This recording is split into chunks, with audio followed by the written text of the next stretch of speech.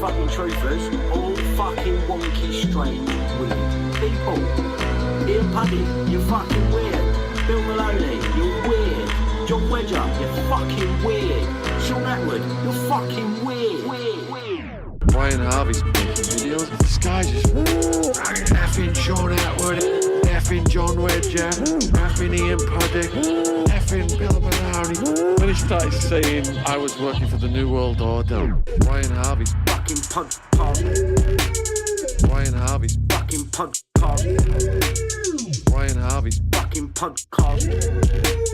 Fucking podcasters fucking talking shit. And then he started saying, I was working for the New World Order. Eee! How's it going, everyone? Hope you're well. I thought I'd come on today and just go through some of the screenshots that I've been telling you about. I know I showed you some off the phone yesterday, but yeah, I just wanted to go live again, man, and show you some of this shit properly, clearly on the computer. I've got the Mac Mini. I don't know if you can... £16 a week. It'll do for now. Look, yeah, I'm not lagging. It's good, isn't it? That's what we needed. All right, so well, let's just get this going. And let's get into this, because when you see this, you're not going to have any doubt in what I'm saying at the end of it. You watch the similarities in these cases, right? Yeah, Mini Mac, £838. I got it from very.co.uk through my mum. I just said take £16.50 a week at the ESA.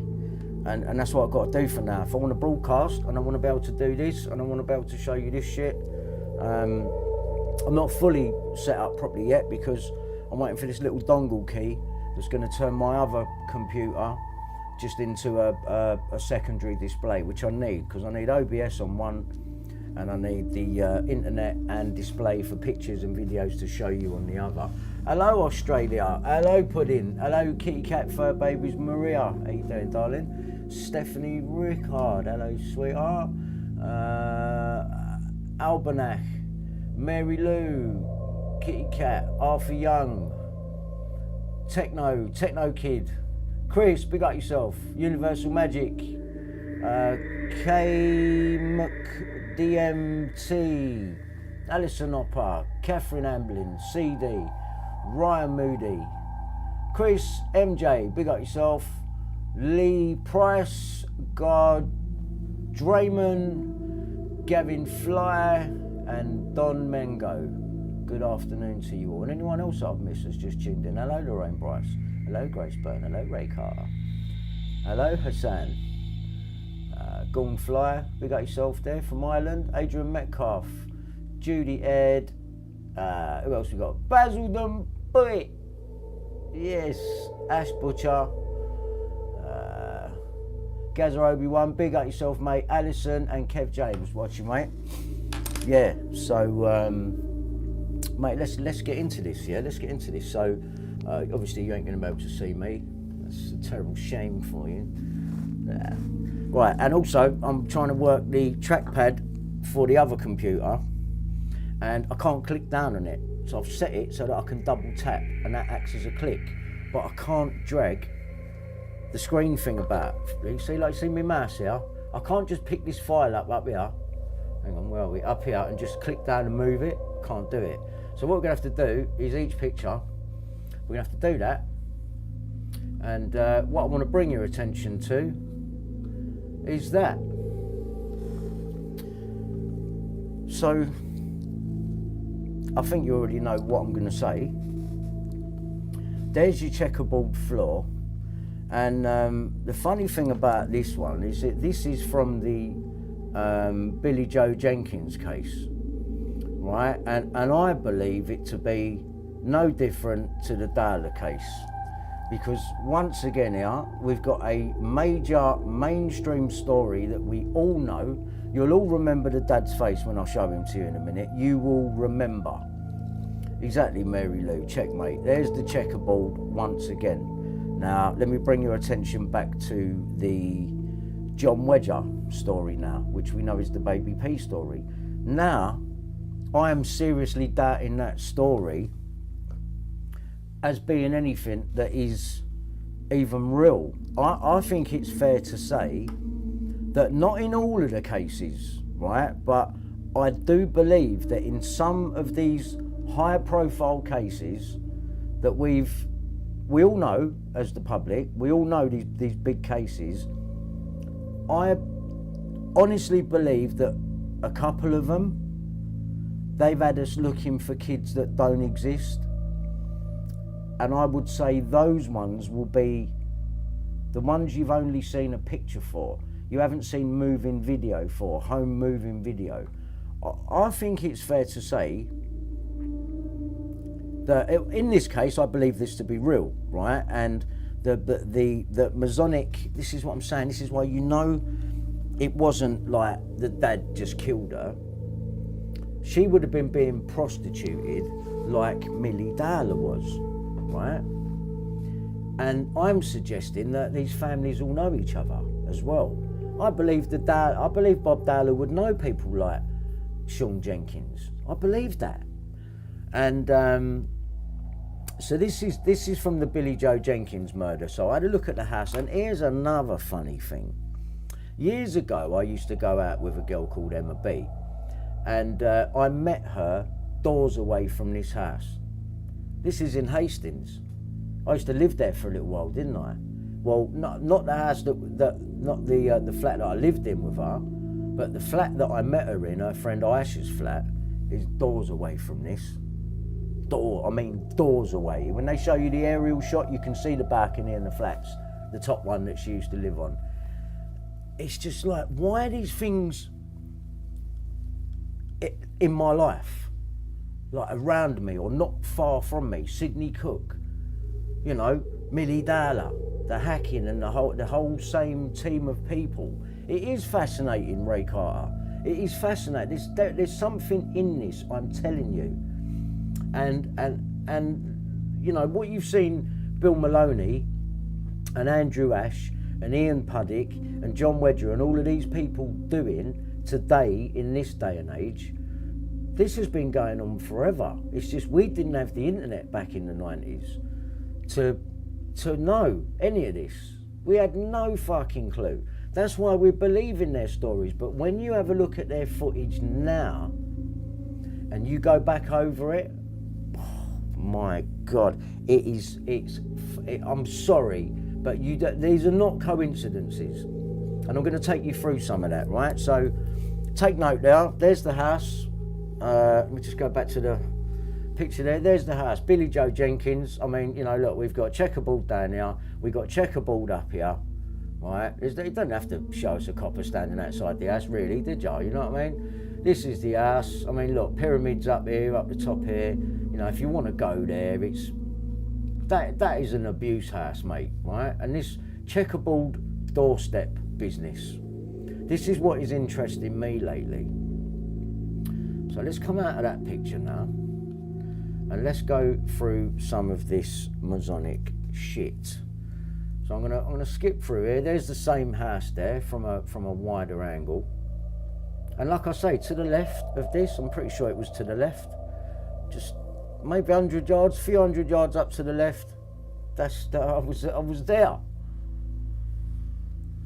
All right, here's the back step now, where Billy Joe Jenkins was killed. Now, here's the interesting thing. This checkerboard is black and red. So the red here, obviously, this is not just all blood all over the tiles here. This is a black and white checkerboard, a red and black. Sorry, my phone's ringing here at the same time. A black and red checkerboard at the back, and this is where they say that she was killed. by the dad or whatever. I don't believe this. He went out so the body could be fucking dumped there or something, you know what I mean? Because this girl would have been prostituted and someone else would have killed her, but obviously there's something, because who's going to do that? Who's going to do it? It don't make no fucking sense. But you know this is an Illuminati hit job. This girl would have been supplied to a higher up.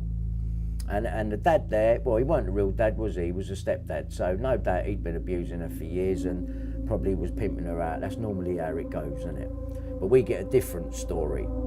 We get the dad was made a victim and later cleared and all this bollocks. All right, here's Comrade Bellfield. This is the geezer who apparently has got nothing to do with the Ashley Park pub. And he's also the Senior Commissioning Officer, Health at Surrey County Council. You know what I mean? You always get these county council people involved. We always hear about it. But anyway, when I went in the pub the other day, the geezer, you know, corrected me on this guy's last name. I said, is there a Bellfield geezer in there? No, he goes, no, Bellfield. Oh, right, is his name Comrade? Oh, no. Well, he is, because that's him now. Musician, are you, mate? Anyway, that's this was the other one, the Marina Abramovic.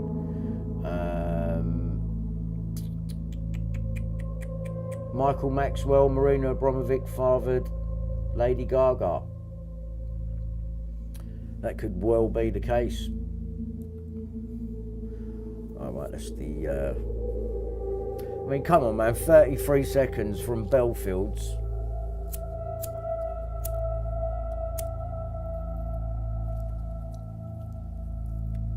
That's a that. Come on, the 33's everywhere. It is everywhere. What we got here? Bob Dowler went out in his car to look for his younger daughter. There was no sign of her. He telephoned the local hospitals without success. At 7:07, he rang Addleston Police Station in Surrey, and pretty quickly, police were at the house. He said, in fact, they arrived just 3 minutes later. At 7:10. Bob, Sally, and Gemma are all at home by now, as were Sally's nephews. The officers were allowed in Milly's room, which they described at the time as a normal teenager's room. It was messy and untidy and the bed was unmade. Police went to Walton Station, spoke with Cara Dawson and Danielle Sykes, carried out searches between the station and Milly's home between 9:05pm and 10:10pm, and returned to the Dowler home several times that night. Then the officers filed a missing person report. The hunt for Milly Dowler had begun. Note reading. I'm off to Pete's. Where's Milly? This is the dad on that day. By the time he had finished his call, there was only Gemma in the house, and she told him that Milly was not at home. She had not arrived and called out, Amanda, where are you? And received no reply. 5:21pm, Bob phoned Milly's mobile, left a message to the effect of, where are you? Mum's gone out, I'm going out at 7pm, where are you? Then he made calls to Danielle Sykes and also to his wife twice to let her know what was happening. Bob Dowler went out in his car to look for his younger daughter where there was no sign of her. He telephoned the local hospitals without success, blah, blah, blah. We'll just add that bit. Bob Dowler, then 50, was still at the family's Walton Park home as that March afternoon gave way to early evening. He had gone into the drawing room at the front of the house that he used as his study. He had been on a number of telephone calls. He was later to say were stressful. The door to the room was closed. He had arranged to go out that night about 7pm with a friend to a concert in Guildford. So Bob was going to a concert in Guildford with a bloke called Pete. This is what I'm saying. Everyone was got their stories ready. And Sally, 42, was to babysit for relatives who were going out to celebrate their anniversary. Sally came into the room and gave him a post-it note reading, I'm off to Pete's, where's Milly? Oh right, Pete, if Milly had stayed on the south side of the road, she would have walked past the striking Bird's Eye building, a 3-storey 1960s office block which had become Grade 2 listed. Catherine boarded her bus and once on board looked for Milly, but could not see her. She had vanished. Well, she would do if you'd looked on the other side of the fucking road. But if there was any truth to that story, the second you've got on the bus, showed the geezer your Oyster card and turned you back on the direction that Milly was walking, she could have crossed the road then. But to be honest with you, the fact that the eyewitnesses are family members and close friends and no one else saw shit, they can basically give you any fucking story they want if they're going to get the help from the police and the media. And there's something wrong with that story, as you've seen. I've been there, and there's no way that Bellfield was hiding behind that bush, took Milly, you know, a couple of hundred fucking yards from that gate all the way round through that tunnel thing and then round the back without being seen by all them houses. I mean, there was even a window open next to the door where you come in the back. Fucking don't tell me no. There's lies. It didn't happen. It didn't happen. Milly was seen in Station Avenue by Catherine Lanes, 15, also a Heathside pupil. What was she doing there then? If she went to Heathside, why are you at that bus stop? Why would you get off at Walton and be at that bus stop? Wouldn't you get off at the next stop where Milly would have got off instead of walking that half mile to Milly's? Well, no, what are you doing at that bus stop?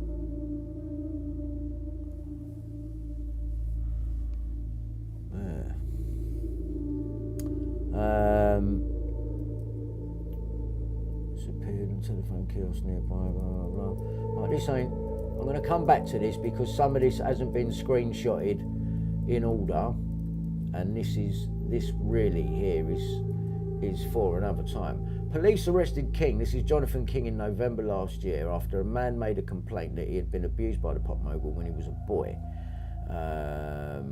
Detective Inspector Brian Marjoram of Surrey Police said undoubtedly there are other people out there who may well have been assaulted by King who have not come forward.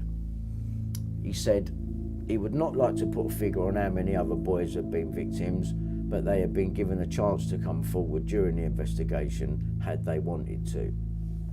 So I was just doing a bit of checking on other officers that were working at Surrey Police alongside the other guy, Jeremy Paine, who I think is in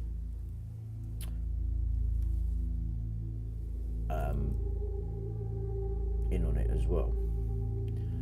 And they said King asked youngsters to fill in a survey as a device to groom them for his own purposes. So apparently King had like this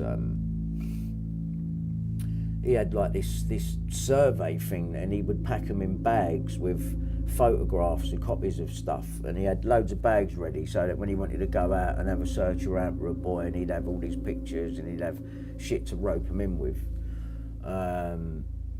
But Jonathan King's interesting because of the Walton Hop and that club and all of the paedophiles that come from there locally. You know, no doubt Bob Dowler used to go there when he was younger. You know, does he know Jonathan King? Does he know Max Clifford, who was living just down the road? You know, or Cliff Richard, who we had living right near Milly Dowler, near the school that she went. King may have abused more. Now, this is BBC, and as far as I remember, Bill Maloney had the BBC on his side. I mean, he ran on the news, didn't he, or appeared to, but it was all set up. BBC, Panorama, that's BBC. They had Andrew on pretending to be David. Now, the interesting thing that Bill Maloney kept on going on about Jonathan King, and that fucking Jonathan King's coming back into it. So obviously they got a plan for Jonathan King, people like Bill Maloney and the government and that. So what does Jonathan King know? Because he was the one that was arrested and had a sting operation done on him, apparently. And that was by Mazza Mahmood, the fake sheikh. So what does he know about Jonathan King? He must know the whole lot. And he said that Jonathan King was supplying children to VIP perverts. But we never got to find out who that ring was. I guarantee you it's got something to do with the red rooms and it's got something to do with Milly Dowler, and it's got something to do with Billy Joe Jenkins and the Soham murders, and lots of these other little girls that have gone missing, Sarah Payne. I don't believe Roy Whiting done that either. I don't believe Roy Whiting killed Sarah Payne any more than I believe Levi Bellfield killed Milly Dowler.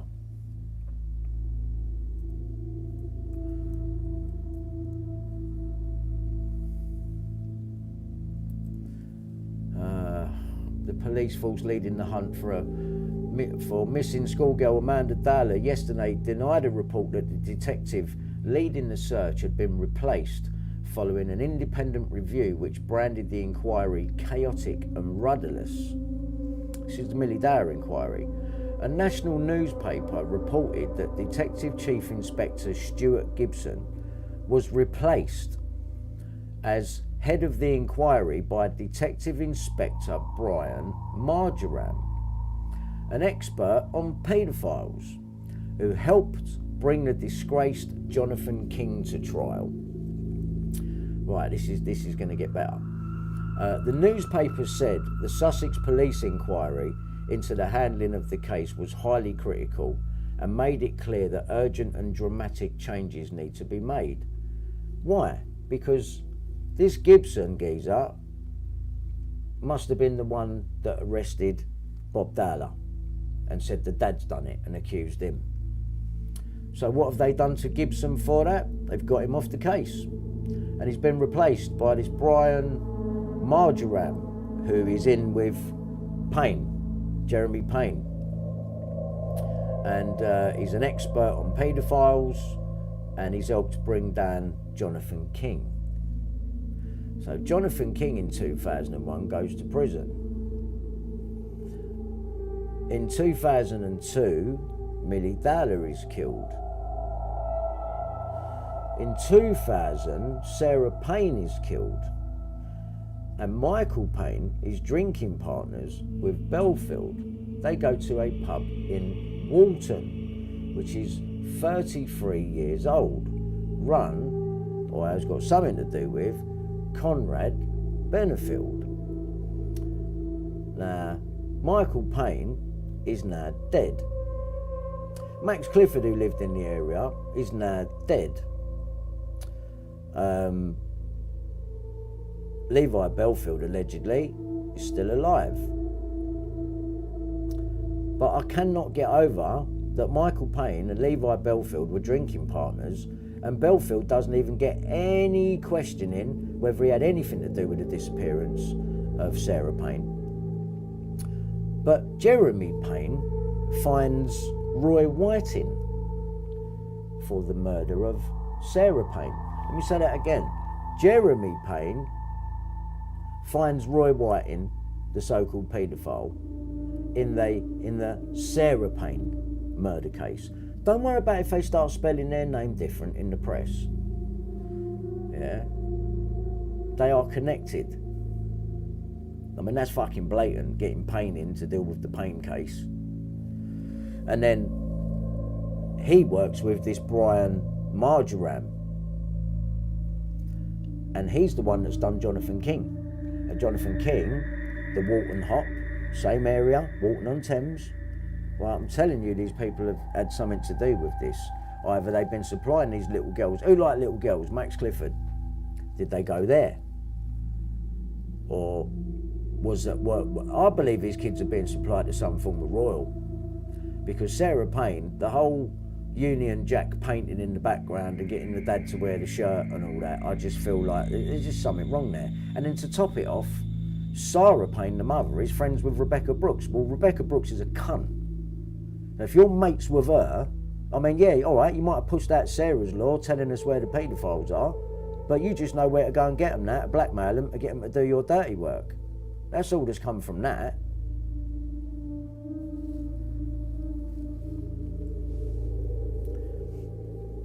The newspaper alleges that a series of blunders by Surrey police could have hampered the search for Amanda Dowler, known as Milly, who disappeared as she walked to her home in Walton-on-Thames.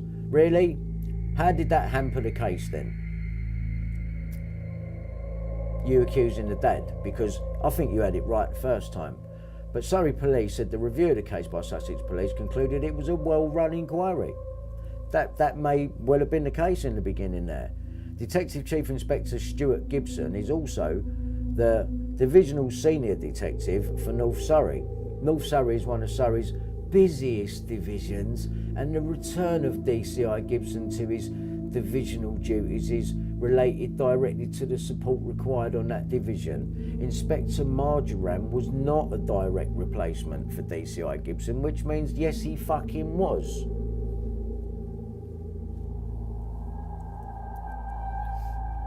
Detective Inspector Brian Marjoram speaks to the media. Police determined to solve mystery of missing Milly, the Telegraph. Oh yeah? Well, was that your Stuart Paine who done that? Who done the story on that one? Jonathan King case press conference. So this is Brian Marjoram, Surrey Police. So he is disgusted that, this was very interesting. Please have a look at this. Oh, look at this.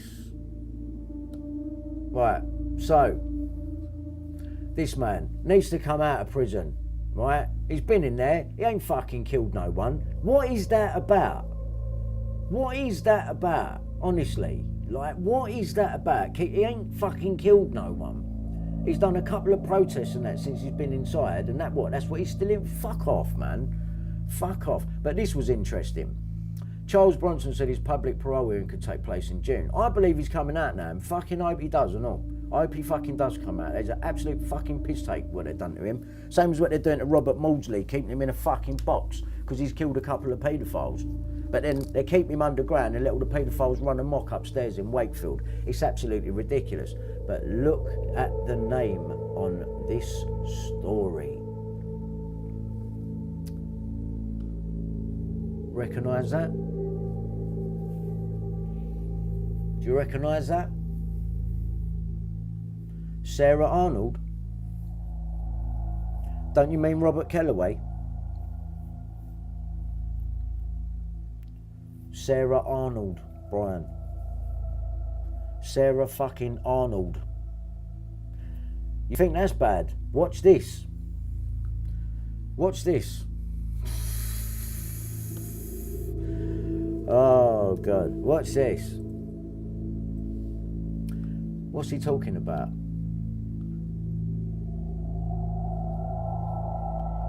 So he's disgusted that serial killer Levi Bellfield was allegedly caught groping a female pen pal visiting him at HMP Frankland, where he is serving life for the murders of 13-year-old Milly Dowler, Amelie Delagrange, 22, and 19-year-old Marcia McDonald.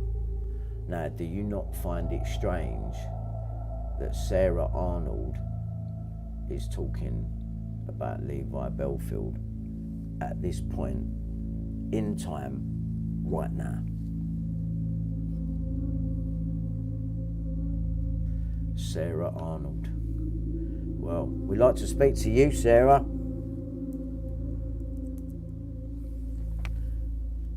Bronson said, did you see that piece of shit was on a visit with a woman and allegedly groping her? It's upset me because people like Bellfield are evil monsters. He's a serial killer. I've done my bird jail sentence for all these years. 30 odd years of my sentence has been in solitary isolation, punishment blocks, dungeons, closed visits. I couldn't even smell my visitors, let alone touch them. That man should never be in an open visit. All his life he should be isolated. Well, I believe that to be true, because not for 1 minute do I think Bellfield is innocent. I just think he's the one that fucking takes him off the street. You know, whoever they're supplied to or whatever after that point, I don't think he's involved in that bit.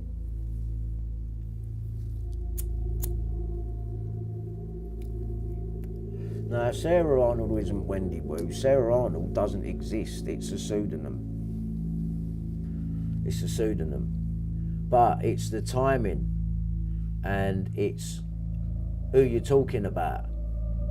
Levi Bellfield.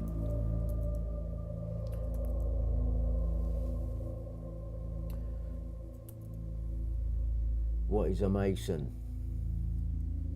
So this is what I'm saying here. If you just look down here at the bottom, you just see like the checkerboard. This is what I'm saying. This is why, you know, just a very simple east toward the light. You know that's why Tom Watkins abbreviated E to east, isn't it? East 17 toward the light of wisdom. What was E17's album called? Dark Light. Was it called Dark Light? That's not Masonic. Paul Whitehouse. I just thought I'd have a look into that name because any Masons on your beat? The current Chief Constable is Giles York of the York Rite of Freemasonry, seen in the picture above. How many Masons do Sussex police have in their ranks is a mystery, but Masonic lodges and their members are thought to control the outcomes of most criminal cases in the United Kingdom. But Masonic lodges and their members are thought to control the outcomes of most criminal cases in the United Kingdom, simply because we have no written constitution. Laws are made and changed almost daily by judges who might be doing a favour for one party one day and another favour for another party another day, contrary to the United Nations Declaration of Human Rights Articles 10 and 11, where the courts are not independent, but some judges work with other Masons in the CPS and local police to steer the outcomes to a foregone conclusion. Defence barristers who might be angling for a position on the bench are also influenced by such a system to provide a poor defence in some cases. Bit like mine really, eh, Richard Mallet? But concerning a police officer accused of murder or a planning officer accused of fraud, a free get out of jail card. If a barrister does not toe the party line, he or she will never be selected for a position as a judge. Giles York. Paul Whitehouse. It's funny, isn't it?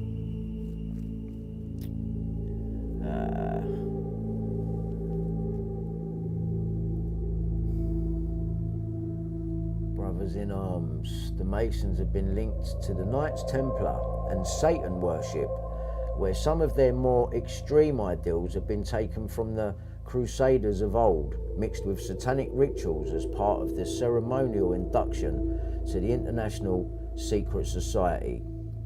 Part of these rituals require an oath to protect brother Masons at any cost, disregarding the law of the land and the morals that make us human and decent Christians regardless of faith. Brothers in Arms.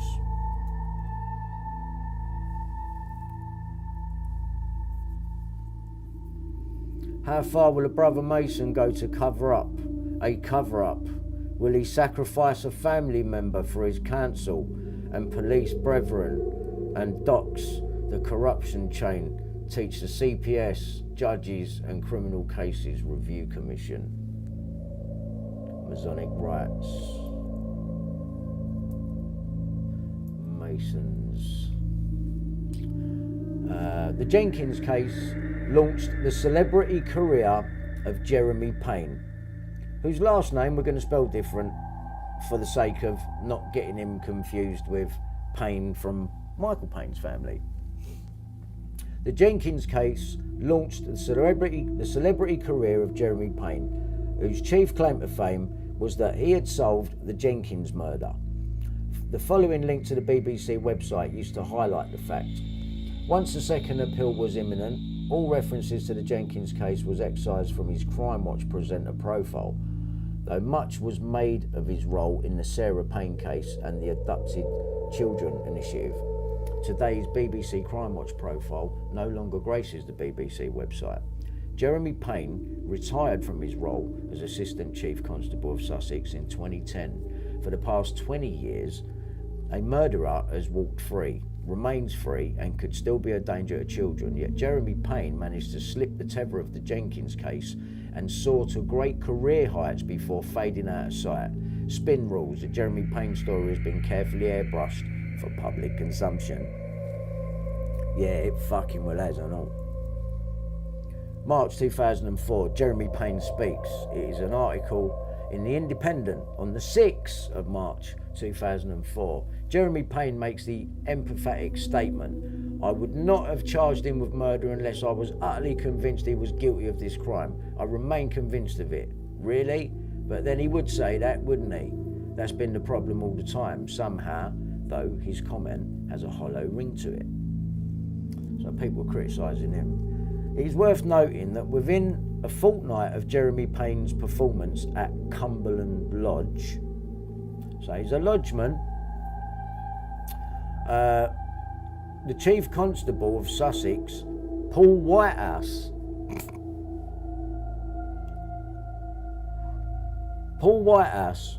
was forced to resign because of the force's mishandling of the James Ashley case in 1998. And the then Home Secretary spoke of the need to restore public confidence in Sussex police. Sounds a bit like Scotland Yard at the minute, doesn't it? Really, we need to sustain the public's confidence and restore. All right, this is to do with a Billy Joe Jenkins case. The police arrested Sean within a week, but had to release him on bail because they didn't have enough evidence.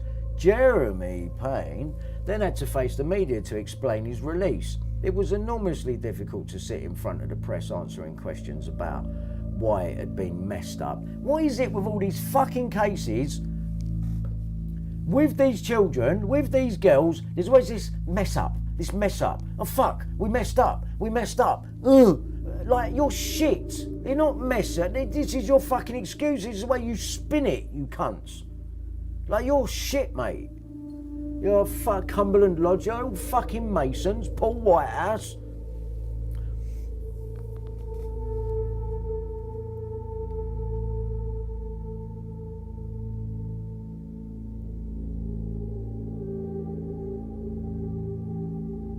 Keep going.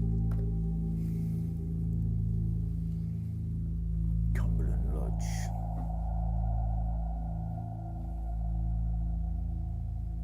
Cumberland Lodge. March 1997. Sean Jenkins arrested March 1997.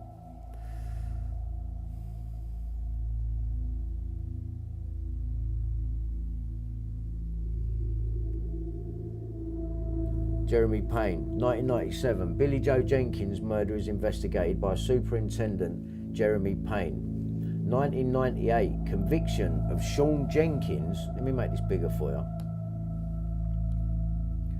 Billy Joe Jenkins' murder is investigated. Conviction of Sean Jenkins. Jeremy Paine becomes head of Sussex Drug Squad. Why? Why have you become the head of Sussex Drug Squad? Because of the conviction of Sean Jenkins, which was supposed to be the murder of his...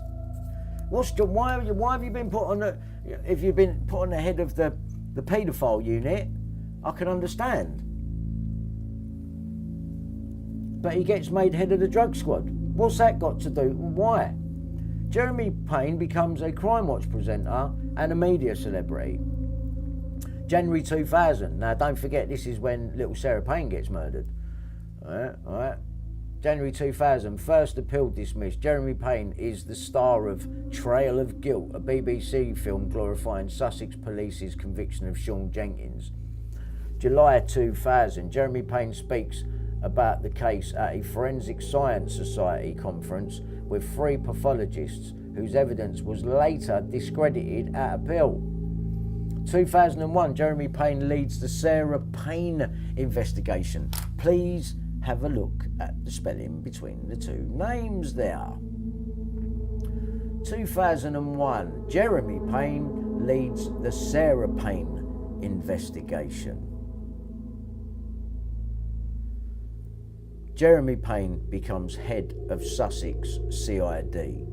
Jeremy Paine launches the Child Rescue Alert Initiative after visiting California to research a similar operation. Oh yeah. 2002, Jeremy Paine is called in to advise on the Milly Dowler case. You know, does he know that his family, Michael Paine, is drinking with Bellfield in that pub just down the road at this point? I bet he fucking does. That's why this is all bullshit, mate.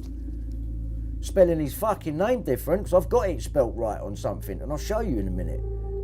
But you see how this geezer's climbed the ladder? Jeremy Paine, Chief Superintendent in charge of Operation Otter. Jeremy Paine becomes Divisional Commander, Brighton.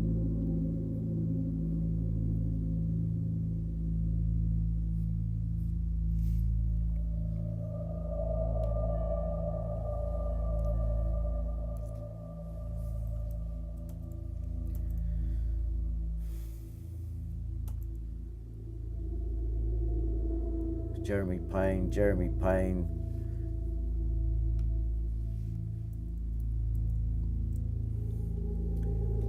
The system has been operating for 6 years in the US, where 2,222, there's that number, children go missing every day. He thinks broadcaster could be persuaded to be associated with the initiative. He said, I think it would be an interesting debate with the broadcaster that said they're not going to do it. He said it could have helped in the cases of Sarah Payne and Milly Dowler. Well, no, it wouldn't, because what has she got on her top?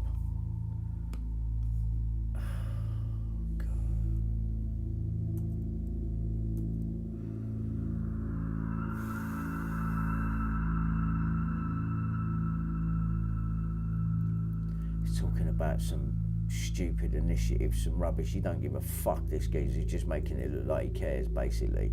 I can't be bothered to read it back. Right, ITV one's tonight with Trevor McDonald. You got Sean Jenkins on there, right?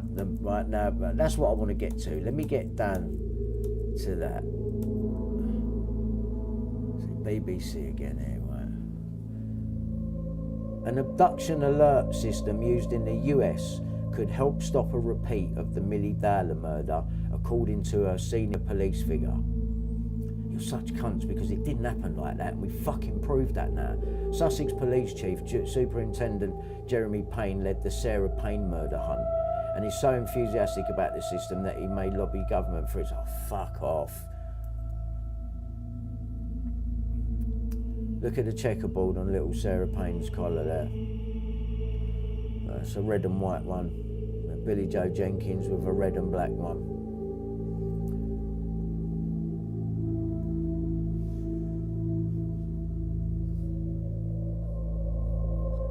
See that? You see that there? That royal flag. Yeah.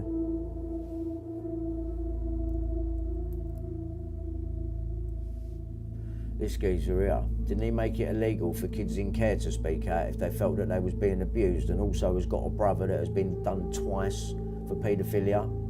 How is he in the Home Office?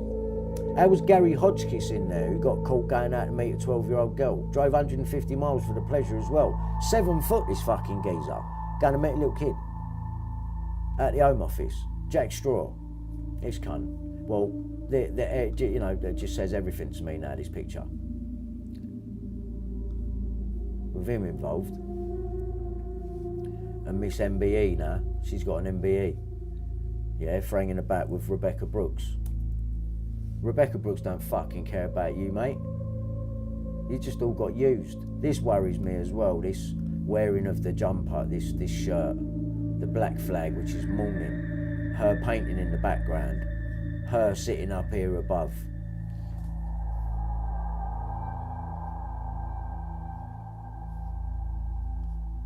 Doesn't he just look like he knows? And he's drinking with Bellfield. So explain that to me, what you think he don't fucking know the truth is, geezer.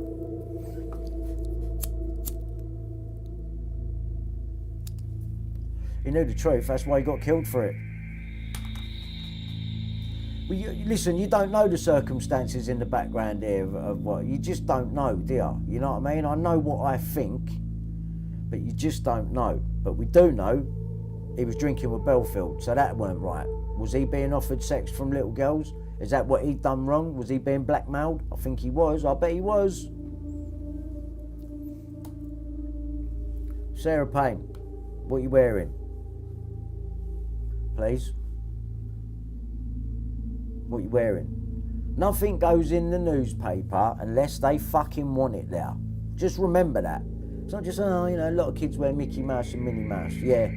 Alright, well, I'll show you Tom Watkins in a minute. He loves Mickey Mouse, and we know what he was fucking connected to. Well, he's still connected to, the cunt. Yeah? What they choose to put out in the media, nothing goes out there, right, unless they want it out there. Oh, look at this. Yeah? What do you see there? What do you see? I'll make it bigger for you. Tell me what you see there. What do you see? What do you see there?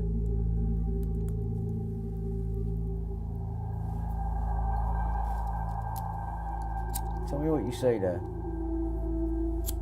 Yeah, we all know what Disney's about. Thank you, Techno Kid. Checkerboard floor again. Yeah, 13. It's all there. It's all there. It's all there, and it always will be. That's why all of these stories are connected, and the common denominator is every time the news of the world. Let's keep going. Ray Chapman. The reason I took that, because I just wondered if there was any connection between this Ray Chapman and the Ray Chapman that was a paedophile that worked at the News of the World. In the Masonic game, yeah.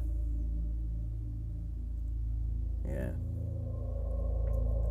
So all of these, so you've seen Billy Joe Jenkins, right? You've seen the checkerboard there, right? Two of them.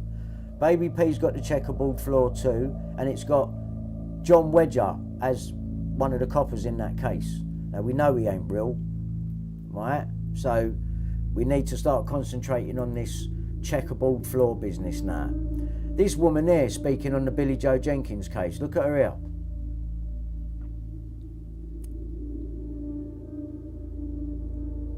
Yeah? Look at that.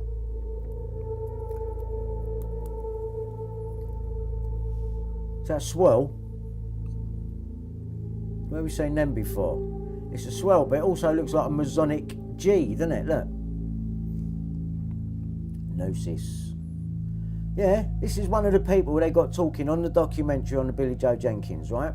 And it's what they put in the picture all the time. Either that, or these are some massive coincidences. Right? Look. And she looks evil. Look at her face. You wouldn't want her tucking you in at night, would you? You're right. There we go. The fight for Sarah's law. Ah, and who was involved in that? Rebecca Brooks, who knew nothing about phone hacking. No, she only made a quote in my case, in 2002. Fucking idiot. Yeah, oh, there you go.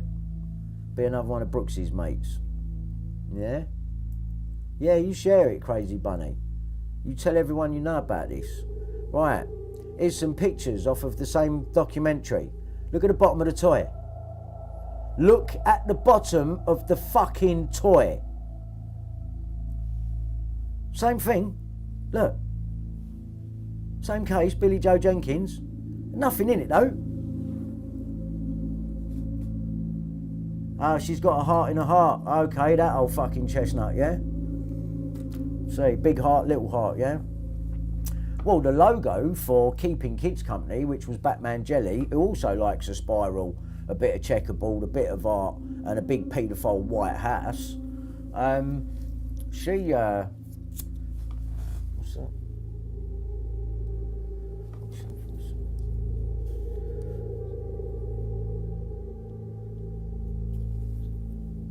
Sorry. Yeah, look at that, man. Please look at that. Please look at that. Fuck's sake. All right, and this is still talking about the same case, Billy Joe Jenkins. It's what they put on the fucking screen. Nothing goes on there that they haven't planned. Oh, you can see it. Tell me you can see it. I'm going to keep going, yeah? I'll keep going. There's a picture of Roy Whiting. Right, this speaks for itself, yeah? So for the quick couple of seconds, the paedophile's filling up his car at a garage. Look what comes up on the numbers. They do signal to each other. Look there. Look. Yeah? Yes. You see now. Yeah? There's more. There's more. There's much more. So we're looking at the same thing. We're looking at the murder of Sarah Payne now. So the murder of Sarah Payne was these toys. Alright, it wasn't Billy Joe Jenkins on this bit. This was Sarah Payne. So Sarah Payne's got it. Billy Joe Jenkins has got it. Baby P's got it. Yeah. And Jeremy Paine and the other geezer found this Roy Whiting in the Sarah Payne case. So he's going to be no different. It's just another Bellfield. This is another hang 'em out to dry. They're all in Wakefield prison, all getting on, having a party, dancing on the roof of Robert Maudsley's fucking Perspex box, no doubt. So the murder of Sarah Payne, Sarah's Law, MBEs for Sarah Payne, death for the dad, death for Max Clifford, 33. Let's keep going. Oh, God. The murder of Holly and Jessica. Tell me what you see. Tell me what you see, please. Just tell me what you see, please.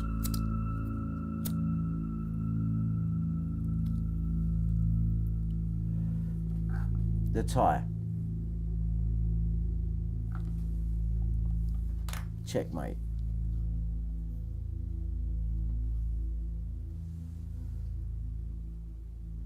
Now, am I fucking seeing things or are you with me?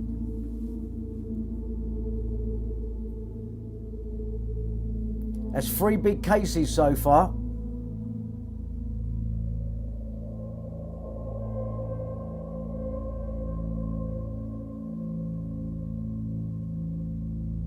Yeah? There's no getting away from it, yeah? This shit is real and they signal each other and it's real. They want you to believe it's a conspiracy theory and you're stupid for believing in things like that. I'm fucking telling you, right? These are not coincidences. This is here. This is real. These children are being sacrificed and we are being palmed off with fucking excuses. For God knows, I don't even know why they're bringing them up. I don't even know why they're bringing them up. They must be blackmailing these families, using them, using their kids. But they've all got the checkerboard related to them. All of them. Let's keep going. Let's keep going. Yeah, they are mocking Jesus.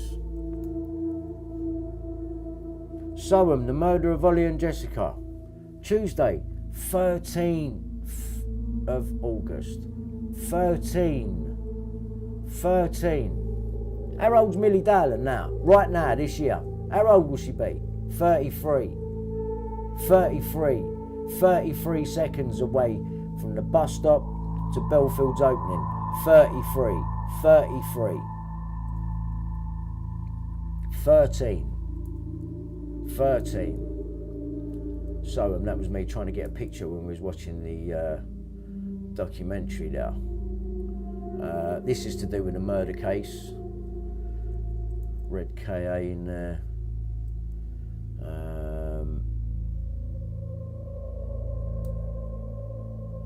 Back to him with a tie again. Right. Sean Jenkins, the murder of Billy Joe Jenkins. Now, what do you see?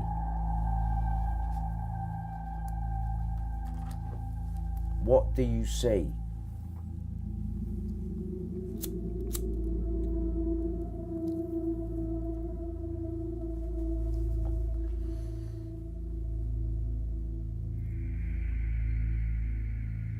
What do you see, people? Masonic shirt. Thank you, Techno Kid.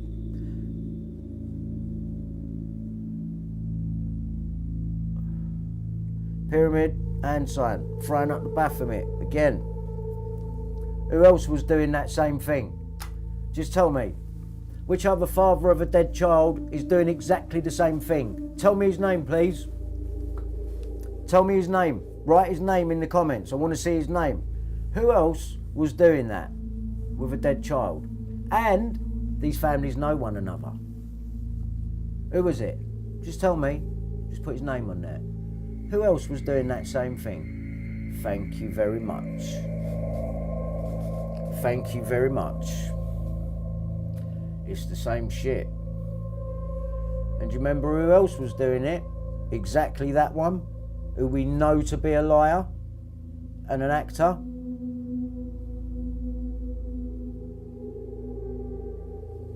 Right, and this is in early days when we didn't have the internet. It might have just been about, but we didn't have it like we had it today. We didn't know these things. Right, let's keep going. What's Trevor McDonald got behind his head? They're not swirls, are they? They're not swirls. They're not paedophilic swirls up there, are they? Tell me they're not swirls. Coming out of either side of his head like a pair of fucking horns. Because nothing goes on there by mistake.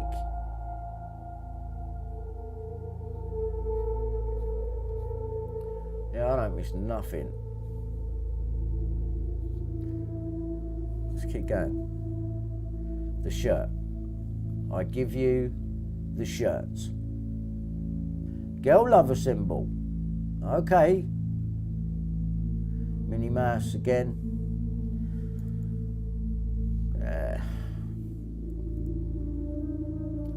Scion. You know, kept talking about Scion and Shun. That's how he pronounced it. John Harris. Who stood in front of my face and told me he was a paedophile.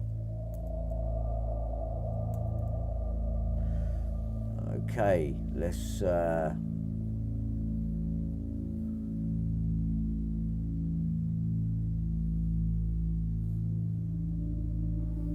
got to make sure they get it in there, haven't they?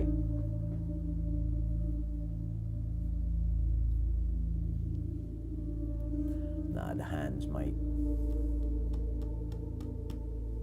Yeah, so when I see that, I know what that means now. That means I'm a crisis actor and I'm a fucking liar. And this is all being done from higher ups. This story we've got over this dead girl is not real. She has been sold and killed by someone else and dumped back on his back step to deal with it. Right? Right. Here's a picture. What do you see? This one's not as easy. But like I said to you, nothing goes out without a symbol. But tell me if you can find that one.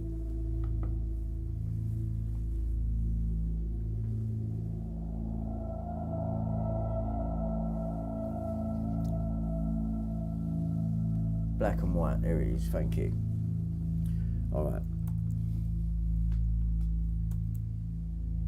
Other than my world fell apart, I was confused and in shock, and a point came when I actually wasn't sure what I was doing.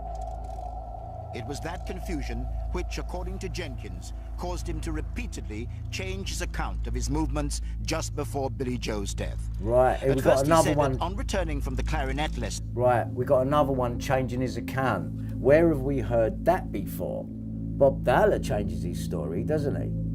Yeah, forgets to tell the police that he had a wank in a bedroom. Didn't say his bedroom. Where was it? In Milly's bedroom? Before she called him, remember? He forgot to put that bit in there. Another dad doing the same thing, changing his story with, you know, Sean's wearing the checkerboard. On this one, it would have been too hot having the dad in it. We'll put the daughter in on it, who can't stop smiling when she's talking about her dead sister. It really does annoy me. There's nerves and then there's, nah, mate, I don't know what that is. He never entered the house. Later, he said he did enter the house and had waited in the hall. Then he told police he'd gone into the kitchen. Officers believed that he was lying to distance himself from the scene of the murder. Patsy. This is a patsy. When I'd found Billy, I was being interviewed within an hour. And I was totally confused. And I gave a very general account. I didn't actually sign a witness statement. General notes were taken. And it was, in fact, different. Could one explanation be because your memory was beginning to return, or was it because you realized that the children were giving different accounts to the account that you gave, and you had to keep changing your Another story? one with the story But all over these the were, place. if Now you he's like, got to account for why the private story changed. conversations, He'd remarks ragged her. were made He'd off the be cuff prostituting her. He ain't. at a He time didn't when kill I her. was in shock. He didn't kill her. That was for someone else done that. Whoever bought her. 97. No one suspected it would still be creating headlines in 2006. It was in February this year that her foster father, Sean Jenkins, was finally acquitted after an earlier guilty verdict, 6 years in prison and 2 retrials. But although he was freed, questions have since been raised about his character and his alleged domestic violence. Tonight, in an exclusive interview with this program, he answers those questions for the first time.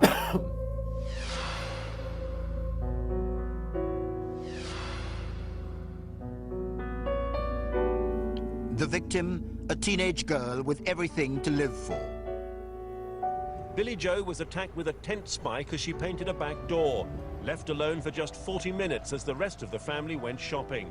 Her body The was suspect, discovered by... the foster father who'd helped to give her a new life, then, according to police, brutally took The it geezer away. got on next to him. What's his The tie saying? facade Look, of look, respectability. look, Sean look, Jenkins, look. the deputy headmaster, Look, tonight look. beginning a life sentence for the ferocious murder of his foster daughter. 5 weeks ago, In the background former there. deputy head teacher Sean Look at her. Jenkins Yeah, was there finally she is. acquitted of Billy Just Joe's enough. murder. Just He's enough. become the only defendant in Britain to be cleared after being tried 3 times Look here, for look the at the same hands. crime. What? He's done it at the beginning. I've He's just always done it at the known beginning. that I would be acquitted.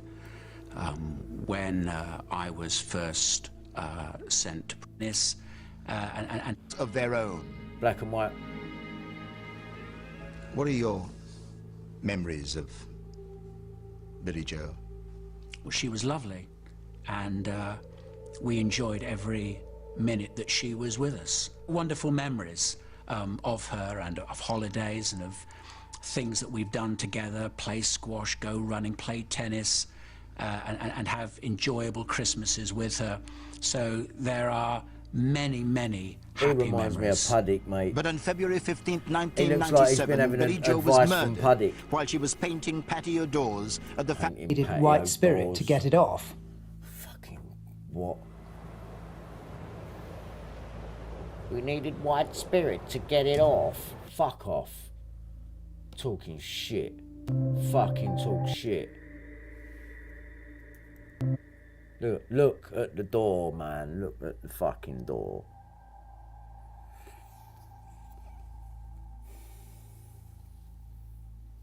Look at the fucking door.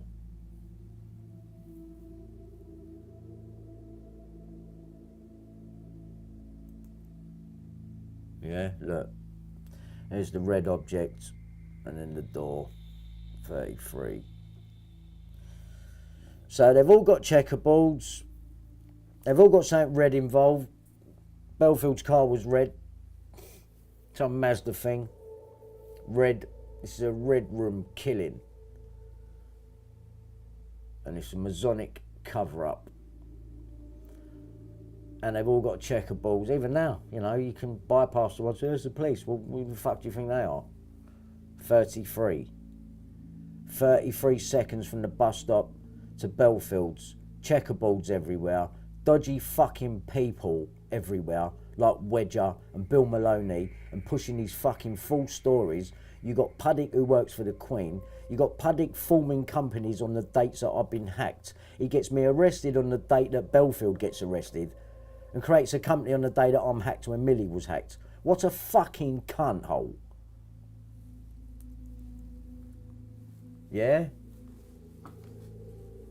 Checkerboard.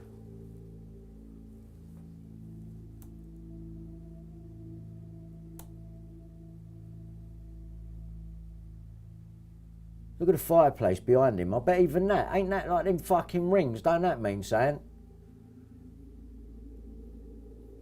I bet this means something I don't even know.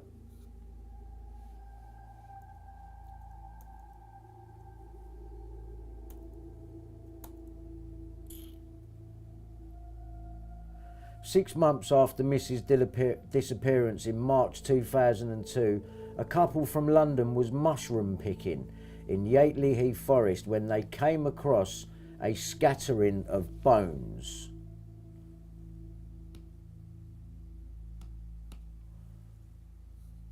Reporting it to Surrey Police, a team of 40 policemen began work on the site, examining the skull and bones.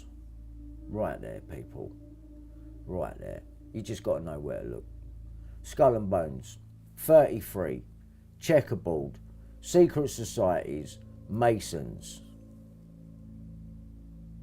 The skull and bones. Right? So, there was no clothes.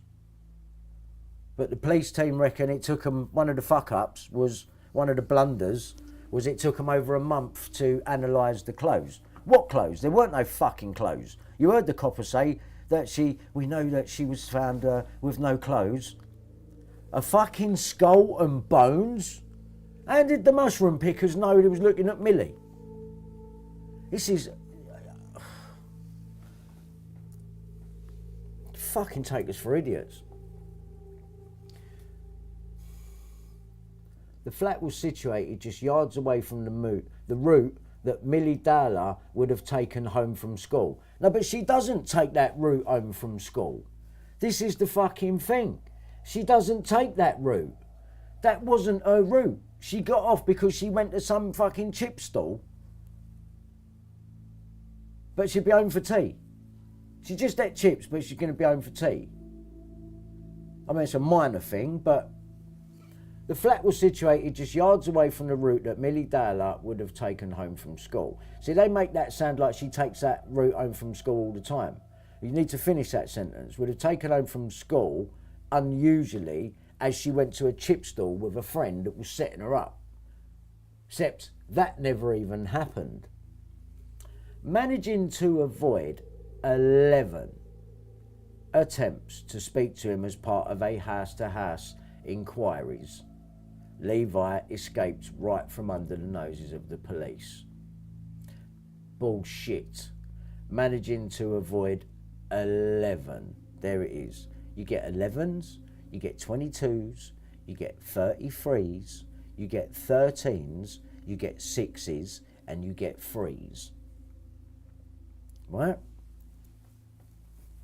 So it is. Don't ask me. I don't fucking make the rules. Don't ask me why.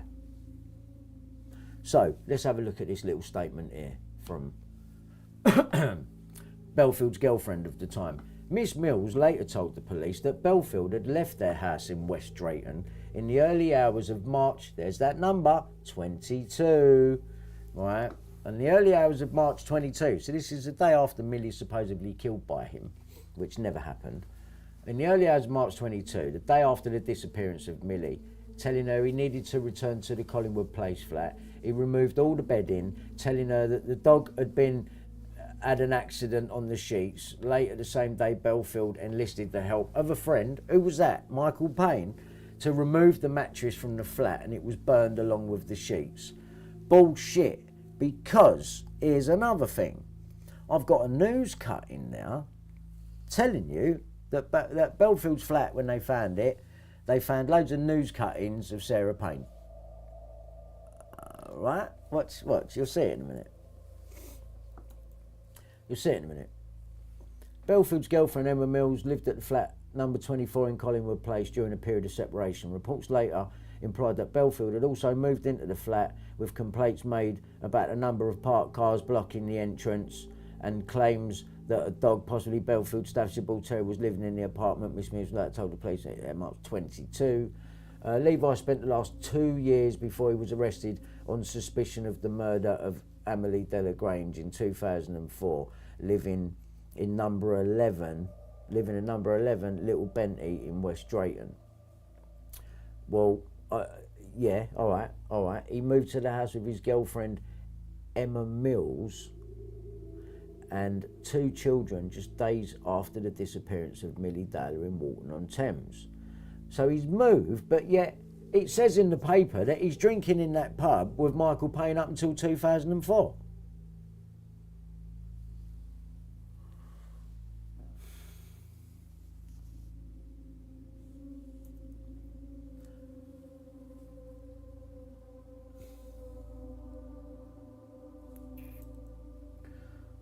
Choosing blonde victims, the predator made advances on young women, exploiting in a fit of rage if they dared reject him and attacking them with baseball bats or hammers. Bullshit. Bellfield he was part of an investor company, mate. He couldn't run around being a liability doing shit like that. This is a made up lie. This story is a lie. In 2003, Bellfield attacked 19-year-old Marshall McDonald near her home in Hampton, hitting her 3 times over the head as she walked free. There's that number again. 3 times over the head as she walked home from a night out with friends and causing injuries that would prove to be fatal. In 2004, he followed Milly Dowler into Twickenham Green at around 10 p.m. Twickenham, right. So when we go back and have a look at Bellfield's address in a minute, number 6, Strawberry Hill, Twickenham, and we look at his doorstep, and he's got a fucking checkerboard doorstep, just like Sean Jenkins, just like Robert Kellaway, yeah? Just like all of them. I'm going to show you. Here's Bob Dowler. What did I tell you about the number 6? There we go. No, I'm out bigger for you. A bit bigger. 6. 6. Nice little pyramid there you're making in the shape. There, Levi Bellfield. The bus stop stalker. The bus stop killer. The hammer man. Right?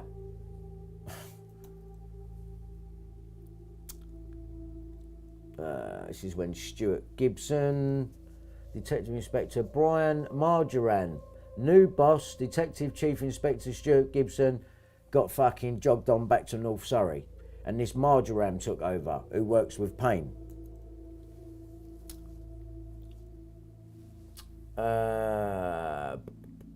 Stuart Gibson. Yesterday, a Surrey police spokeswoman denied that the review had been critical that DCI Gibson had been dropped or that there had been errors. She said, I'm not going into details. No, I bet you fucking won't. But it was not critical of any senior officers. DCI Gibson has gone back to his division in North Surrey, which is a very busy area, and needed him back in charge. Bullshit. You got the geezer off the case because he's charged Bob Dowler and it's turned out he's a Mason and some of your own are involved, and now we've got to get him off the case and put Paine and all these people on it who we can trust. That's exactly what fucking happened. The review was led by Jeremy Paine. The review was led by Detective Chief Superintendent Jeremy Paine and Detective Superintendent Alan Ladley from Sussex Police. Both officers had previously tracked down paedophile Roy Whiting, who was jailed for the murder of schoolgirl Sarah Payne. Jeremy Paine, Sarah Payne. Jeremy Paine, Sarah Payne.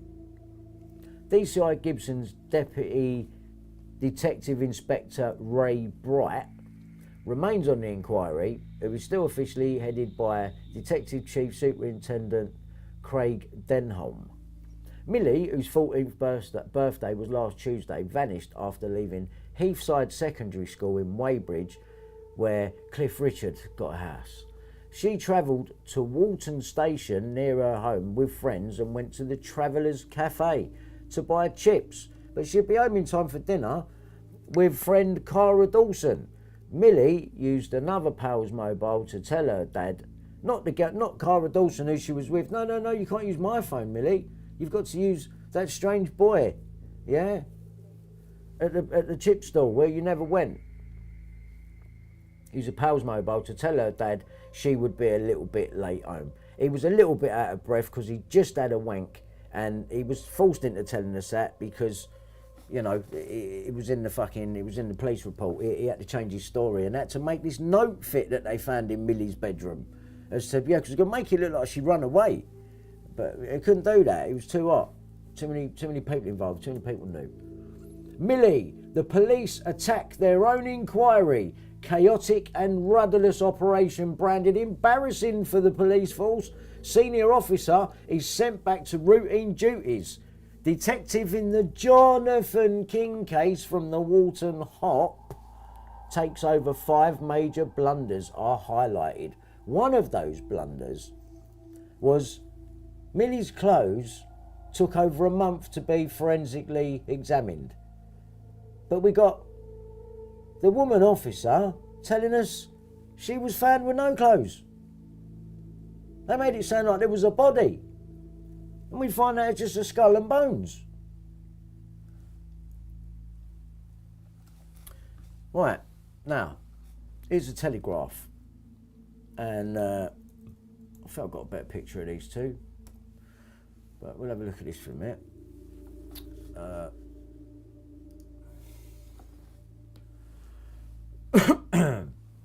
The Telegraph.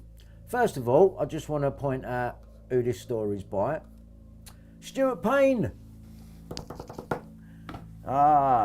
Stuart Paine. Stuart Paine. March 2005. You remember Bellfield being arrested, being questioned in the old bill shop by that woman who's saying that Milly was found with no clothes on? Do you remember that bit of footage from 2005? Do you remember? Yeah, so Stuart Paine is doing this story. So he's doing the controlled story that's going to go out as to why they've had to get rid of these 2 officers. These 2 officers here, the ones that I suspect were working closely with Bellfield. Right? Because as they arrest Bellfield, they get rid of these 2. And then they get Paine to put the story out and soften the blow. Right? The Telegraph. Police jailed for on-duty sex at a catalogue of misconduct. Now, they end up clearing these 2 later. Fuck knows how they do it, but they did it. Yeah, but they get rid of these 2 in the meanwhile while they're clearing up the fucking story. And they get Stuart Paine to put the story out. Inappropriate behaviour. Mark Witcher. That name's familiar. Isn't there a Dave Witcher connected to John Wedger? Sure there is. Police all know each other, don't they? So I reckon these 2 had to do Bellfield, and that's why they had to kill them other girls and make it look like Bellfield. I think it's them 2. Here's a description of Bellfield's car. Here's the red element again that I was telling you about. It's red Daewoo Nexia. Now, when I see Nexia, I think of the Nexium sex cult. Right, so I don't know if that's got anything to do with it, but I think it might be, because that's really where the trafficking and the 13-year-old girls and the 8-year-old girls and all these guys, this is what it has got to be to do with. His red Daewoo Nexia. There's that red element again, that blood element, right? Which was seen turning into Station Road 22 minutes after Milly was last seen. And Bellfield gets arrested when? The 22nd of November. Yeah? I get arrested. 22nd of November. Early morning, just like Bellfield. By Puddick. Who's got the Ace of Hearts on his wall. Remember Milly's little wallet that they never found? The Ace of Hearts. Just happens that Puddick on his wall, he's got a red heart on his wall, and one of his cushions is the Sarah Payne painting, Union Jack. Yeah. And then he's got the fucking Queen's crest on the fucking wall. You know what I mean? 22, here we go. 22. Sarah Payne, here we go. The mum, no. The dad's dead. Sarah Payne was made a member of the Order of the British Empire. I fucking say no more on that. I'll see Knights Templar and all. Yep. Ah, look, here we go. Yeah? How do you feel about that? I feel sick, man, looking at that. Honestly. And now I've seen Andrew do it, and that was a complete setup. And I'm seeing these families doing it. It's not good.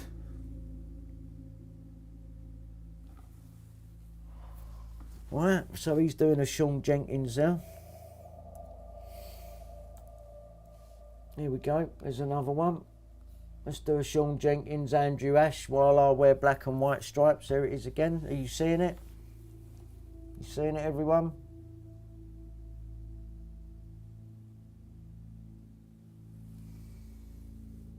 You know there's a Paine involved in the Madeleine McCann case?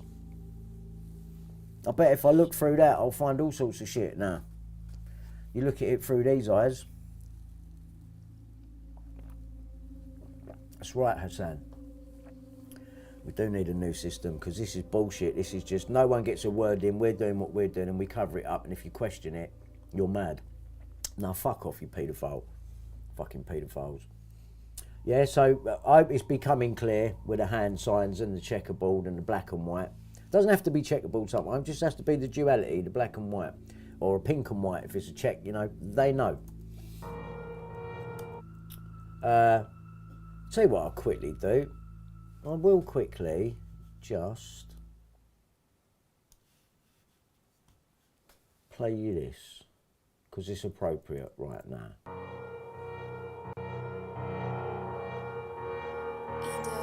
If you're gay, then be gay. Don't pretend that you're straight. You're a dirty politician who fucks kids every day. You're not an authority. I ain't got no respect for you, mate. Take a trip to Comet Peace or have a slice of the gate. They say it's fake news. That's what they're saying it is. Why they're tapping up your phone and they're taking the piss. Fucking up your marriage and not printing the truth. They say they're too fucking powerful. There's nothing you can do. All you're trying to do is take your time and just lie to me. Fake truth was gathered round and tried to derail the inquiry. CSA, Leveson, Hillsborough, what? Grenfell Tower, tenants out of the block. That was the plan from day one, all along, mate. Trying to relax our minds like emerald nitrate. Politicians rallied round and some of them have got ages held in place as the corrupted media manipulates. There's nothing you can do. Nothing. You'll never stop them.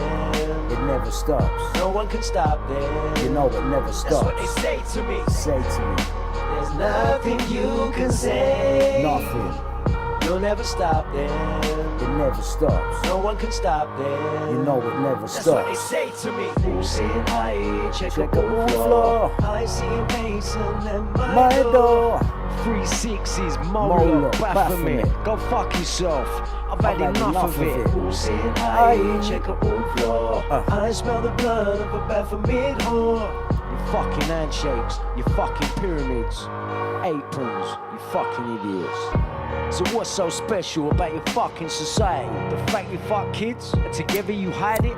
Anxiety. Paedophilia in its entirety. I can't believe that this is what I'm finding out now.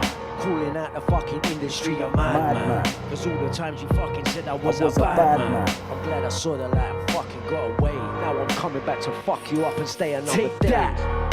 There's nothing you can do. Nothing. You'll never stop them. It never stops. No one can stop them. You know it never stops. That's what they say to me. Checkerboard. Look at that, There's man. nothing you can say. Nothing.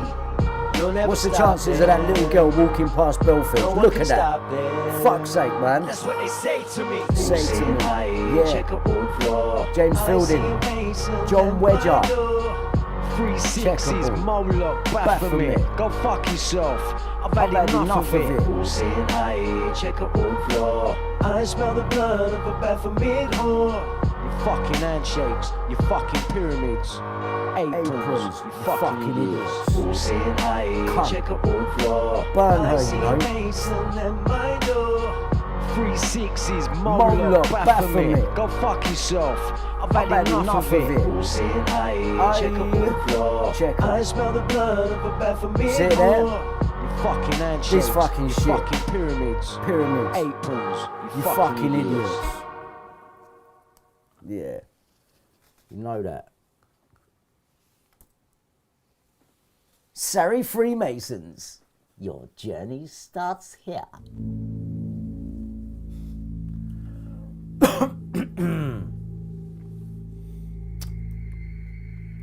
So yeah, this lot.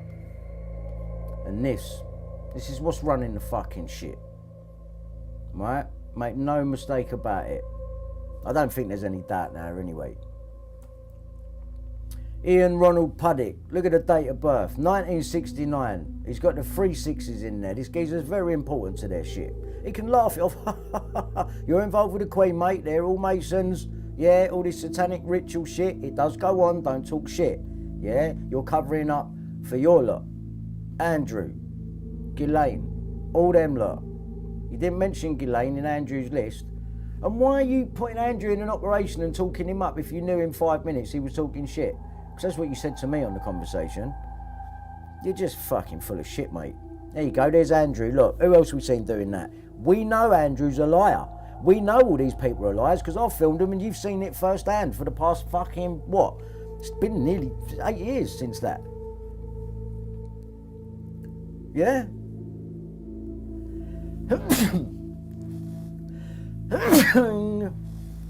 Fucking hell. Yeah? You tell me that ain't what Sean Jenkins was doing. That's not what Bob Dowler's doing. It's not what they're all doing. I've seen them all do it.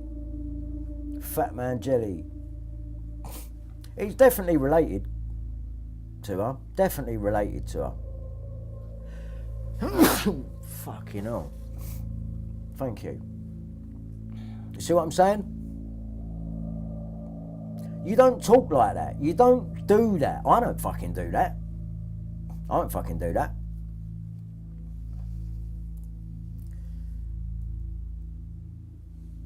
Yeah, look, you see these lot doing it as well, is what I'm saying to you.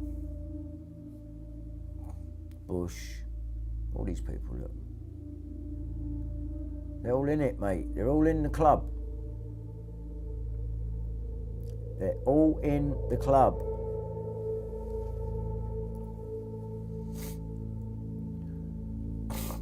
Fucking loads of them. Look, even the missus doing it.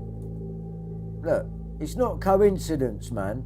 Look, you think this man's coming to save the place, yeah? I'm sorry to let you know, but forget it. He ain't saving shit, mate. I don't think so. I really want him to be. I wish he was. But I see him dancing with Epstein. And dropping a red tie in that while you're doing that shit. Sorry, man, but this is what it's all about. This shit. Fuck knows why.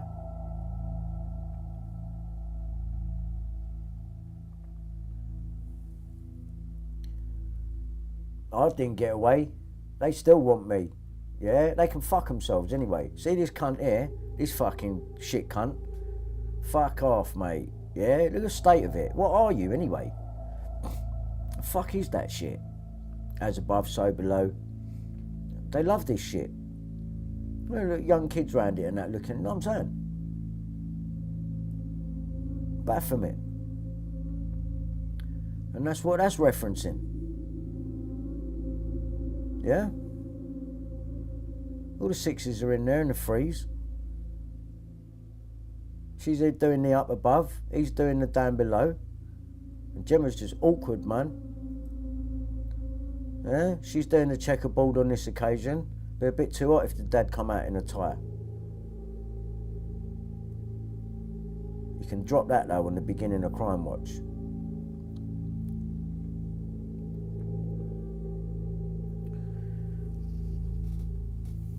This is interesting. Sarah Payne was often seen at Brooks's side, that's Rebecca Brooks, as the two women called on the government to change the law, and the paper, News of the World, organised a public campaign to force a change of policy. It also called for paedophiles sentenced to life imprisonment to remain in jail until they died. Paine was given an MBE in 2009 as a result of her work. What work?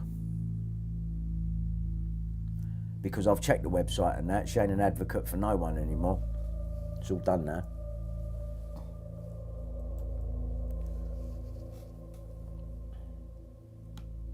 One industry source who knows Brooks well said the two women were very good friends. In a statement issued on Thursday night, Brooks described Paine as a dear friend. As a young editor of the News of the World who had taken over just a couple of months before Sarah's death, Brooks first came to public prominence because of the paper's high profile For Sarah campaign, modelled on Megan's Law in the US. It called for parents to be allowed access to information about sex offenders in their areas. It emerged in 2002 that Sarah had been murdered by Roy Whiting, a convicted sex offender, who was brought onto the scene by Jeremy Paine. That's the bit they missed.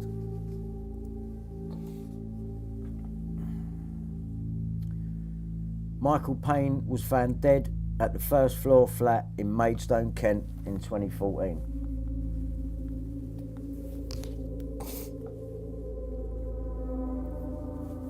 Blame it on his alcoholism, yeah? That's not how he died. But he was drinking with Bellfield, so don't know, maybe he's drinking, maybe he was a bit of a loose cannon, maybe he would have been, couldn't have him talking. I mean, I believed it. Yeah, I watched it, and I watched this geezer. I remember watching him, and I felt for him. I thought, fuck, man, I believed it. But there's more to all of this, and that's why the News of the World were allowed to destroy, laptops and computers and paperwork and evidence. Please let them do it.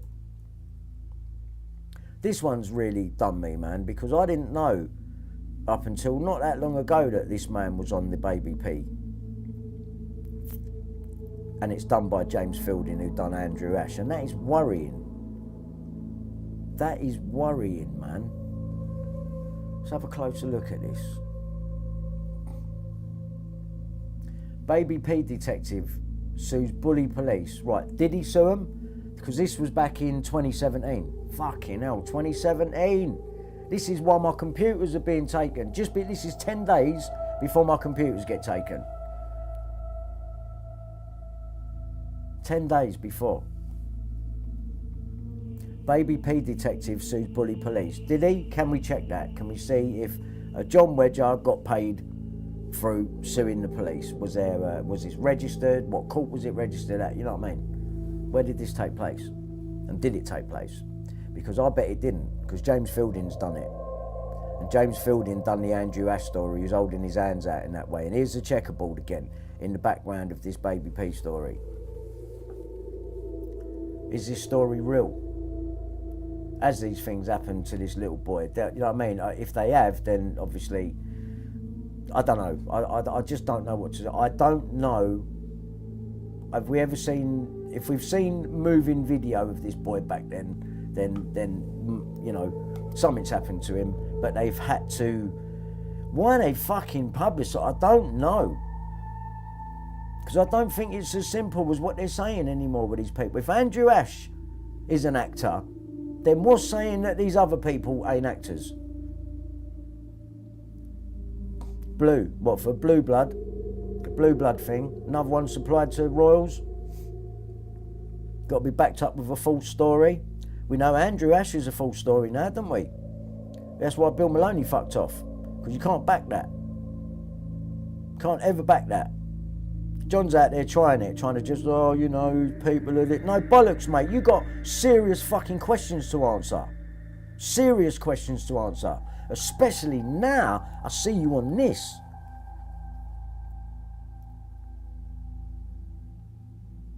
No, man.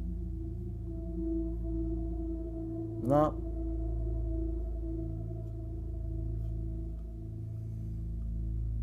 I just don't believe it now. I don't believe it. Yeah, no.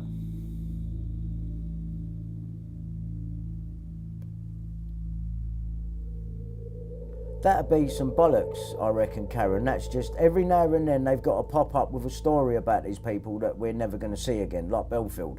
He's on a real lifetime thing, so we ain't never going to see him again. We just get to hear stories. Yeah, like we see Ghislaine Maxwell. We got fucking drawings of her in prison.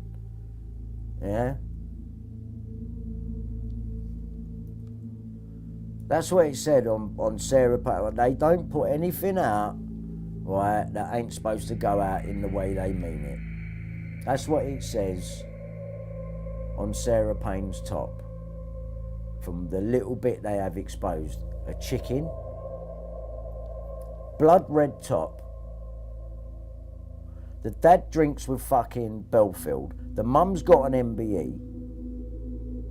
They got a family member on the fucking investigation on this, and they got the cheek to put her picture out there, and what you can read on her top is burn her. And the photograph is by a company called Collect. So in essence, what I'm seeing on the picture is collect and burn her. So whenever these higher ups must be done with the kid, someone has to go and collect them and fuck them off for them. And that would explain how Billy Joe Jenkins ends up murdered after probably being raped on the back checkerboard doorstep of Sean Jenkins's house. Because he didn't do it. He's had a go, and then she got put to someone, mate, and then got killed and then dumped back on his back doorstep while he conveniently says he's out. Getting white spirit. So they tell us, has she even been in prison? You know, I don't believe anything I'm told anymore. Chicken code for young girl, it is. And there it is, there's a little chicken. It's very deep, I know, but it is there. And, you know, it's got to be, here we go, look. So I see that as collect and burn her, and she was another checkerboard victim.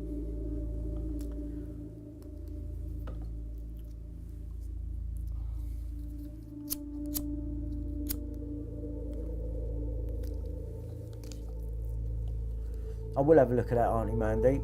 Five Fingers Lake. I will have a look at that. I will. But this is what I'm saying, man. Look at that beautiful little girl. Look, can you imagine what her last moments must have been? And, you know, I believe this Whiting, Bellfield, people like Mark Dutroux, these were the people on road that would, if they see one and they can get one, they'll do it. And then they've got to take them somewhere, and then they're jogged onto someone.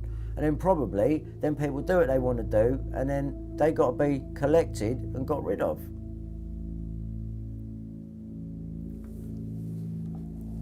I'm telling you, there's no conspiracy about it. They're doing it in plain fucking sight. And then when you want to go and investigate the paper, oh no, you can't now, it's been taken down and we've got rid of everything. What? Well, you ain't got rid of my fucking evidence, cunt. I still got all your fucking transcripts. Got them. I got all your illegal activity, colluding with the old bill. Got ya. I got ya. And it goes right up to the top. Goes Scotland Yard, Essex Police, Met Police, you're all involved. You're all involved. CPS, you're involved. The courts, you're involved. Justice Man, you're involved. All of you, you're all involved. David Sherborne, you're involved. Yeah? Come and see me, you cunt. You're nothing, you people. You hide behind your money and your fucking shitty positions. But if you've got a position, I tend to think you're a nonce. Because that's what it takes for you to get a position, to be trusted by this government, this Queen, this fucking whole noncy affair. They want to know they can trust you. I'll make you an OBE now. Go on, here you go. Fuck off. Fucking shove your fucking OBE, MBE fucking shit up your fucking royal child killing fucking cunt. Get rid of these people, man. Get rid of these people. They're fucking child murderers, and they're doing it in plain sight, in front of you all, palming you off with shit stories. They are fucking disgusting and they have got to go. Fucking colluding together. And if you keep your mouth shut, oh, you'll be all right, don't worry. That's what Glenn Mulcair said to me. Oh, you've got to play, play things very close to your chest and the better you'll do. Fuck off. Better you'll do, you cunt. Yeah? Better you'll fucking do. Well, you won't, because you're fucking exposed now, aren't you? And they all knew about it, Maz and Mahmood, Glenn Mulcair and that. And then what they do is they'll all falsely pretend to send them to prison so the public are satisfied. These people didn't go to prison. Wake the fuck up. Fucking Wakefield up. The Ashley Park pub, the pub I went in. 33 seconds from the bus stop to Bellfield's, and just down the road, the fucking pub is 33 years old. And this is the pub where Michael Paine and Levi Bellfield would go in and have a drink. I go in there and talk to an 18-year-old barman who just happens to tell me, oh yeah, my dad got in his cab once. Did he? Right, so there's a Bellfield connected to this place. Benfield. I said, Benefield. He went, Benfield. Oh right, what's his name? Comrade? No. Well, yeah, he is, because I've got a fucking screenshot of him being connected to it. January 2022. So what are you lying for? Masonic pub. They all know more than they're letting on, mate. I'm telling you. Masonic pub, fucking Masonic amount of fucking seconds away from the bus stop killer. You fucking piss takers. You're no better than Peter Dukes live tweeting the fucking hacking trial. Jill Dando, don't worry, I'm getting to that one, Stevie Wonder. You're going to be able to see this shit, all right? Comrade Benefield, local guide, level 6. 6. There's that number again. 6. All right. Do you remember this? Do you remember that? Whose doorstep's that one? Go on, have a guess. See if you can remember. There's a little test for you. All right. Go on. Whose doorstep is this? Do a little quiz while we're going along. Whose doorstep's that? No, it's not Surrey Police. Let's see who's been listening. Whose doorstep's that? Yes. Yep. All right. Who got that? Who got in there first? Debbie. Debbie got in there first. Closely followed by the others. All right. No, it's not Bob Taylor's. There you go, Missy X. Right, Bellfield. You're right.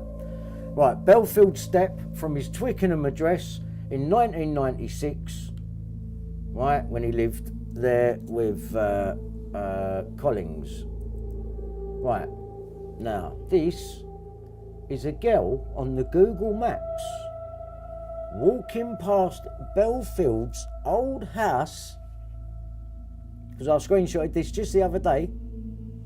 There's a little girl walking past Bellfield's with that on his doorstep, and look at her trainers.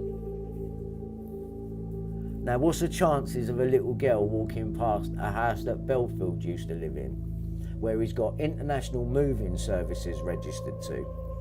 And there's a little girl walking past with checkerboard on her trainers as well. That's like, this is what we do. This is an advertisement. You know, it's not meant to be obvious, but it is if you've got eyes to see. And I've got eyes to see. And the chances of that being a fucking another coincidence, along with all the other checkerboard stuff, right? No, sorry, that's not a coincidence. And I'm going to show you more.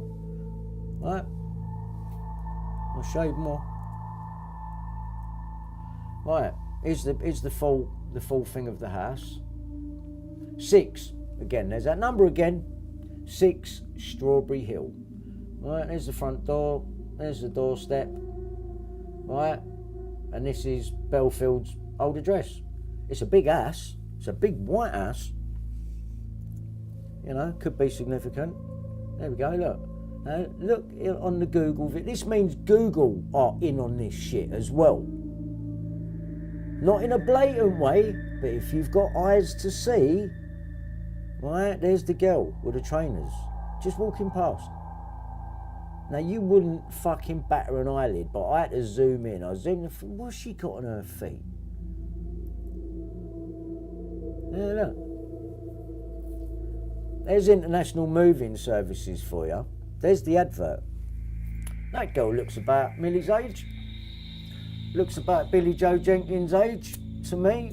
And the chances of her having checkerboard and her trainers walking past Bellfield's old flat, old house at number 6 on the Google fucking maps, that is not a coincidence. Yeah, I looked at it, mate. I've seen the footpath outside his house. I've seen it. All of them, they've all got it. Watch, we're getting on to Dando, don't worry. And you know the date that Jill Dando was killed is the 26th of April. That's the date I'm hacked. 26th of April. Obviously it's not the same year. It's the date I'm hacked. And Jill Dando was one of the people that advertised when I got sacked. There's her doing the news reading and there's a picture of me in the background. How mad is that? That was one of the first things I picked up at the beginning in 2013. Jill Dando, 26th of April. I'm hacked, 26th of April. Ian Puddick, 3 6s in his fucking birthday, incorporates a company on the year that he's taken my computers. And it's done on the 26th of April.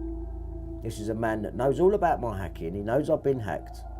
He sits on Sean Atwood and says, you know, I think he probably was. So we know that this is all coordinated. And this geezer's been trying to fuck with my mental health. This is why he's going to get sued. I've got all the screenshots, so he can change nothing. I've got him saying I've been sectioned. I've got him setting me up with Andrew Ash, admitting he's spoken to him. You're behind all of this, mate. Right, I've got ya. And then you even have to go and incorporate a company called 22 Burford Gardens. And you do it when? 26th of April. My hacking date, same date that Jill Dando was killed. And then you have me arrested on the morning of November the 22nd, which is when Bellfield gets arrested, just to wind me up with your fake police. I'm glad I got them lot on video, because now I can use that in court and say, who are these people? Because they're not fucking police. They weren't armed response anyway, and that's who would be turning up with firearms. So you just got loads of people in trouble, mate. You're just a fucking liability. It weren't you running around with the hammer, was it? Killing all these women and blamed it on Bellfield. Because I don't believe he's done all this. I'm not saying he's innocent. They obviously, you know, he's got blackmail on people, which is why they've done this.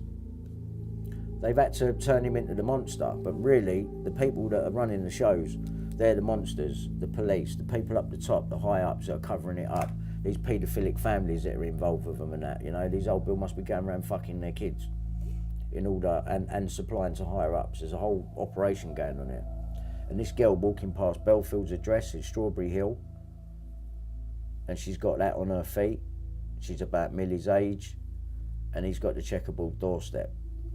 Let's keep going. There she is, right?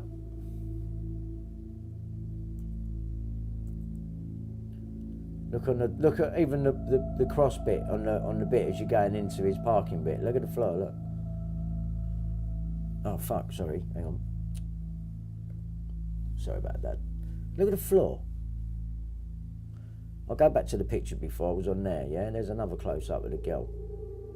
Alright, she's about Milly's age, mate.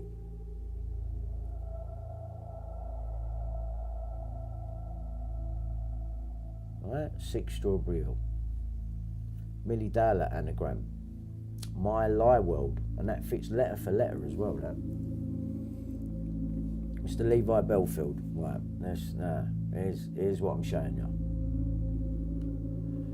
So the address, 6 Strawberry Hill Road, Twickenham, Middlesex. That was the place I just showed you. International Moving Services Limited, dissolved, appointed in 96.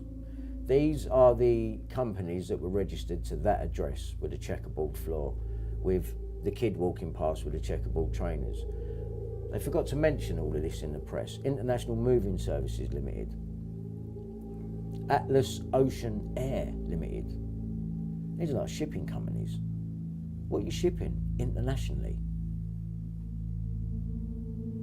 Didn't the old Bill say something about they went to America to look at an operation that was very similar? Did it have anything to do with international moving services? Go and check who you was, check on shit who you was moving internationally to. They forgot to mention all this bit. They'll have you believe he was a fucking doorman and a wool clemmer. If you believe the mainstream media.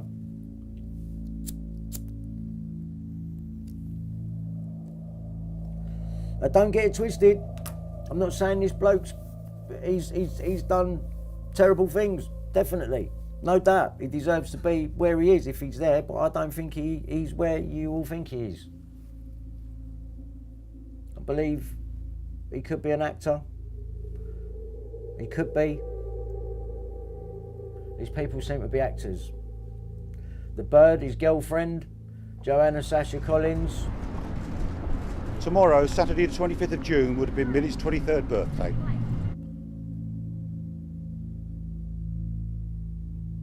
Collar.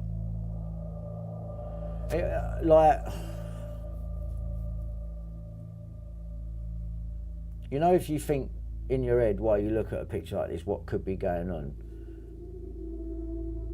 what must be going on, horrifies me, man.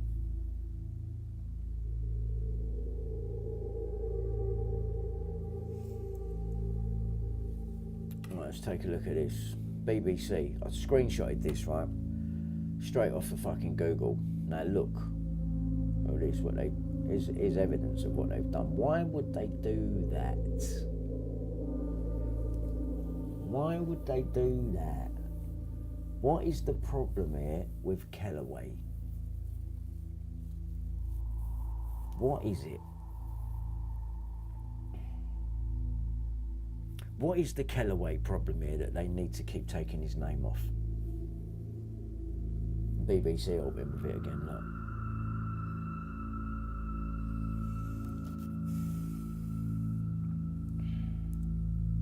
Right, let's keep going. Here's the original article, like I said, by Robert Kellaway. That's the guy that done me. And this is the fucking story that fucking brought the paper down. Levi Bellfield, November. Bellfield was finally arrested on November the 22nd. Ring any bells, Puddick? His Red Daewoo Nexia. Nexium sex cult. Station Road, 22 minutes, 33 seconds.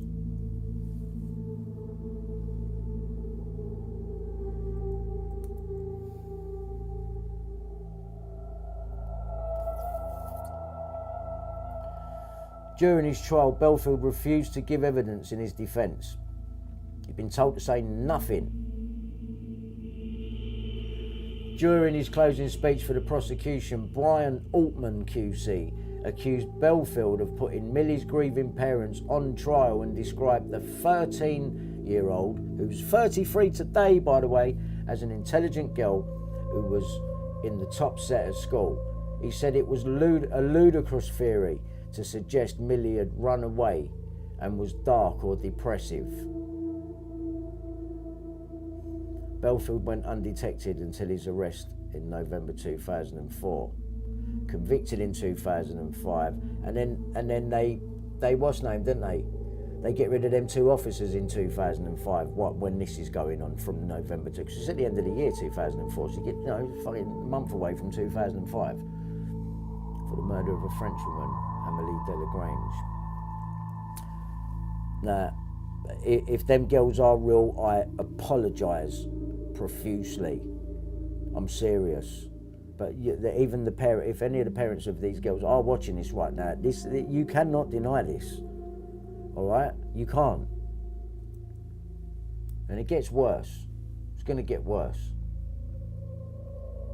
Please knock on the door. 11 occasions. Milly vanished in Walton-on-Thames, Surrey, as she walked home from school. Hang on, I'm not doing it. What's happened there? We've jumped. Old Bailey found, an Old Bailey jury found Bellfield 43 guilty of abducting and murdering her as she walked past his home.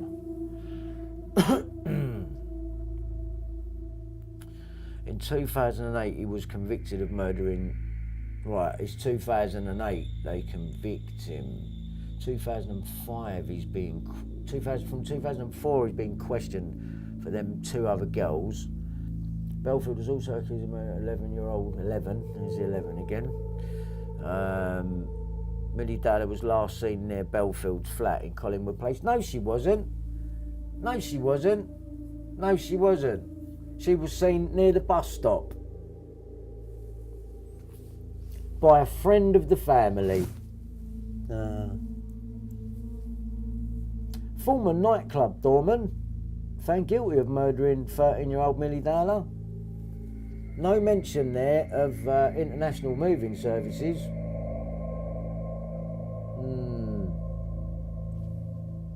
Strange, isn't it? No one picked up on it.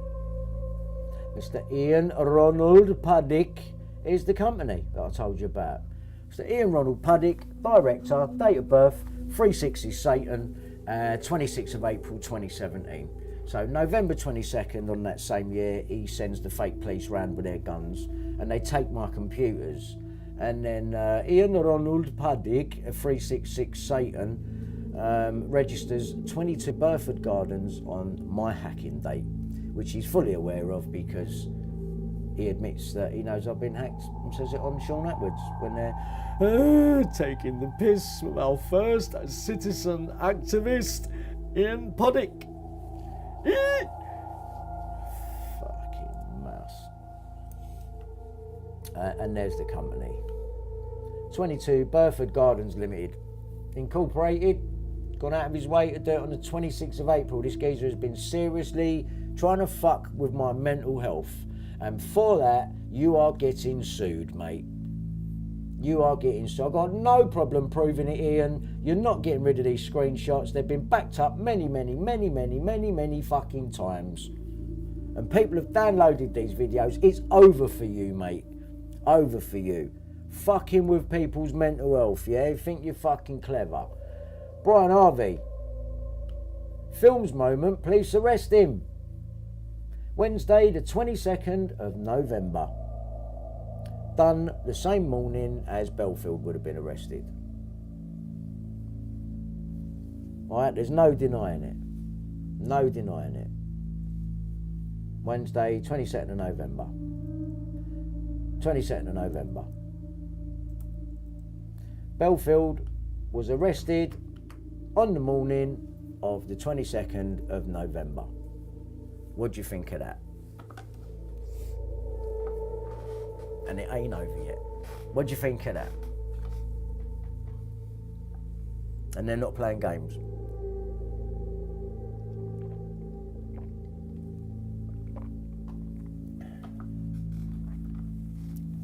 These people are dickheads. Yeah, 11:22, yeah. And done by 33, just to top it off. Mason. You see he's a Mason. You see the picture of him earlier. Lunch with the master. Yeah?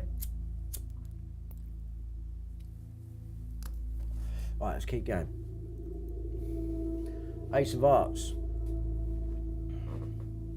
Now, I haven't fully worked this one out yet, but this was Crime Watch. And this is about the Milly Dowler case. Ace of Hearts. When I checked it out, there's a few meanings. There's some interesting things around Milly's case. A message that was left on her phone signing off Piggo Baby. I'm sure I've done a search on that, and it turns up with this little pig character who doesn't want to do as it's told. I thought that was very telling. Bellfield killed Milly, age 33.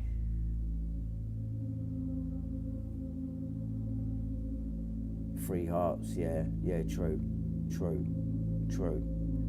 But this is what she supposedly had on her as well. You know what I mean? It's just symbolism everywhere, man. Right, let's keep going.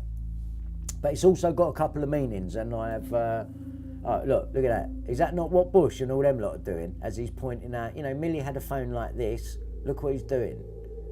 It's fucking weird, isn't it? That's weird. It's an awkward way to show anything, isn't it? You wouldn't do that. You point with your forefinger. He's going out of his way to show you the Baphomet.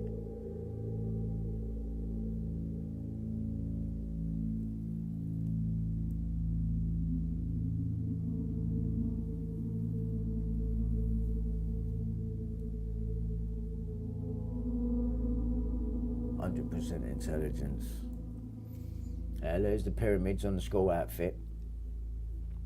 The up and the down. Right. Yeah. Here's his bird, Miss Joanna Sasha Collins. I believe her to be an actor as well, and she'll be no different to, you know, the missus that turned up with Ian Watkins from Lost Prophets. You know, the girlfriend on that one? Connected to Puddick again. Connected to Puddick. Asexual, that's the one, mate. That's the one. Asexual. The Ace of Hearts is a symbol for those who are asexual but not aromantic. Those who are both asexual and aromantic use the Ace of Spades as a symbol. That's Ace of Spades. Ace of Hearts is a symbol for those who are asexual. Don't have sex, is it? But don't have sex. These people are going to the pits of hell. Oh, fucking right they are. Anyway, yeah, here's Bellfield's missus. She was on the company, International Moving Services. Failed to mention that on every TV interview that I've ever seen. You know, I've got most of them.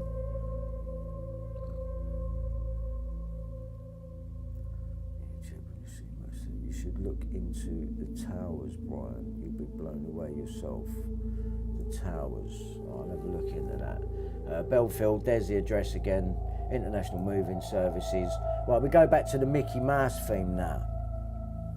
So we got Camilla Batman Jelly. She's sitting there with Damien Hirst talking about the reincarnation of the battered mouse. Right, now that is definitely related to Andrew Ash. And they both got the BBC in common. Let's be asexual is the lack of sexual attraction to others or a low interest in sexual activity. There you go, all right, there you go. So Milly didn't want it. It's fucking too young. All right, here's the Mickey Mouse shit. And the people that are into the Mickey Mouse shit. This woman had a company, with Alan Yentob, head of the BBC, called Keeping Kids Company. Keeping Kids Company. Now, obviously, they must have done some good work for some people. I'm not denying that because they got to put on a good front. But this woman loves a bit of paedophile symbolism, and this is one of them. Yeah, the Mickey Mouse. And the other paedophile that fucking loves that shit is this fucker here. Yeah, and there it is. Right, and it ain't no coincidence. So, you know, putting pictures up of Sarah Payne in a Mickey Mouse top. Disney Club, 33 seconds from the bus stop. 11s, 22s, fucking 6s, 33s, 13s. It's everywhere. Right? There we go, look, Mickey Mouse up here, look. Look. Yeah? Yeah? I mean, there's probably more here. Look at this monkey shit, look. Look at this, look. What's that? What's that? What the fuck is that? Yeah, do you like that? Oh, Lost Prophets linked to Peaches Geldof, yeah? She named the some of the fucking people that were giving up their kids, didn't she? And then look what they done to her, fucking poor girl. But what's his name? He has to put up with it, I believe. I believe he has to put up with it. You're masoned up and these sacrifices have to come. Right? Watkins. There's Batman Jelly. Look, she's in with them all, man. Don't worry about that. She's in with them all. She's in with them all. Fucking Miss Umbongo. Umbongo. I like it in the Congo. Bring on bongo back, that'd be good. I liked on bongo. Don't bring it back with a Spartan though. Alright, I'll get rid of that. Let's keep going. Oh look, here we go. A night out, Camilla. What the fuck?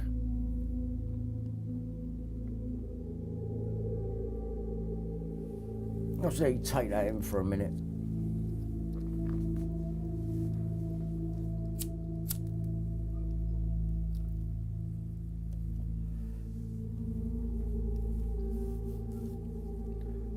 If you can hear a dog whimpering in the background, that's Trigger.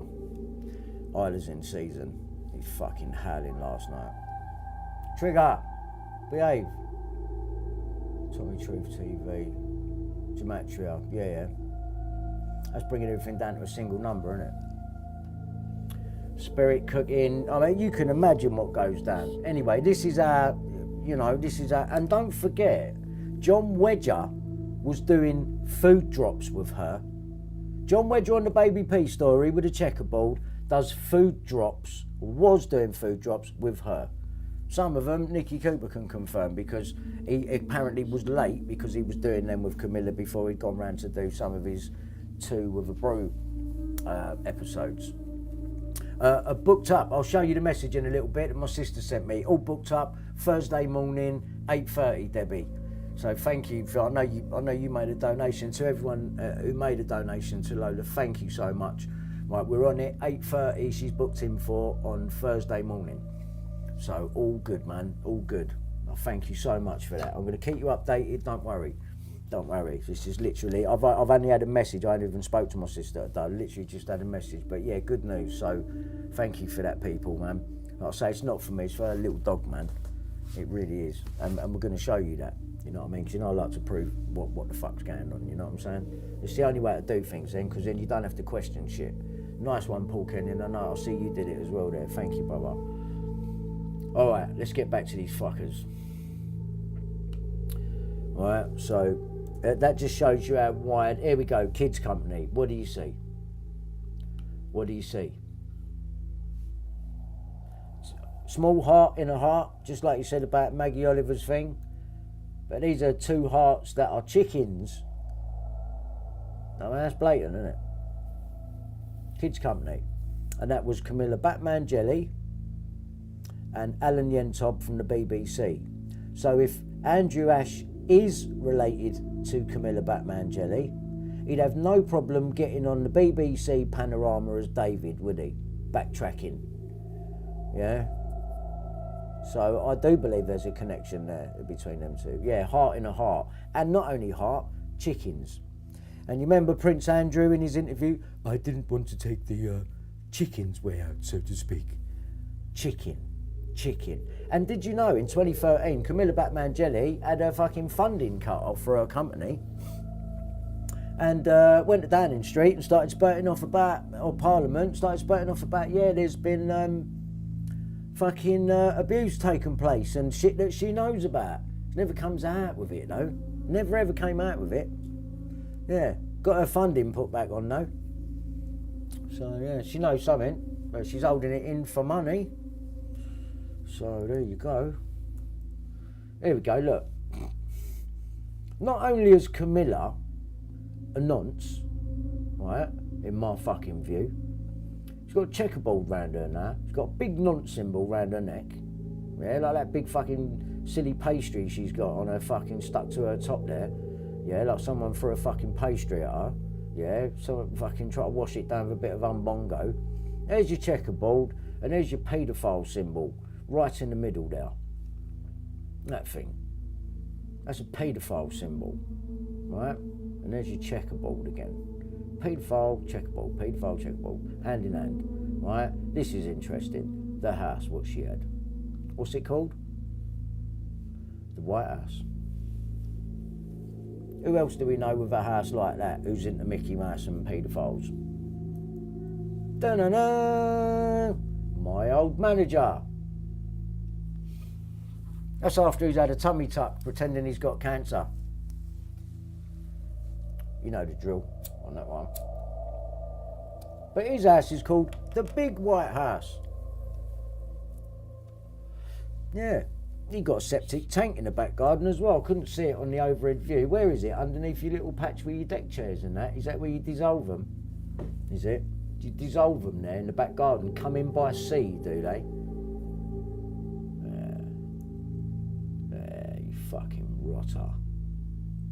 Try and destroy me, you cunt, yeah? Look at you, you fucking human light bulb cunt. There you go, look. They fucking love it, don't they, look. Cunt thinks he can fucking destroy lives. I know you're alive, mate. I know you're fucking run and hid with the help of the fucking media. Gotta take these people down, man, one by one. What do you think of that? Watkins with Esther Ranson. Yeah, he's got stupid hands, hasn't he? See, this will be the problem as well. Childline. This man should not have nothing to do with Childline, and neither should she. Damien Hirst, Sicko too, all of them, modern art scene. Well, that's how they do it, you know what I mean? I'll let Nicky Cooper explain about the arts and embassies, you know what I mean? Because that's all in conjunction with this shit as well. Art, well, who else likes art? Ian Puddick, loves art. Got video of him walking around an art gallery. Art, that's their cover. No, art. So, yeah, Watkins being in with her, that is not good. And we now come back to Robert Kellaway's story, magically changed into the woman who's recently done a story on Bronson, talking about Bellfield. Magically, after 20 years, Sarah Arnold appears. Yeah, there's Sarah Arnold. When they changed Kellaway's name on that story.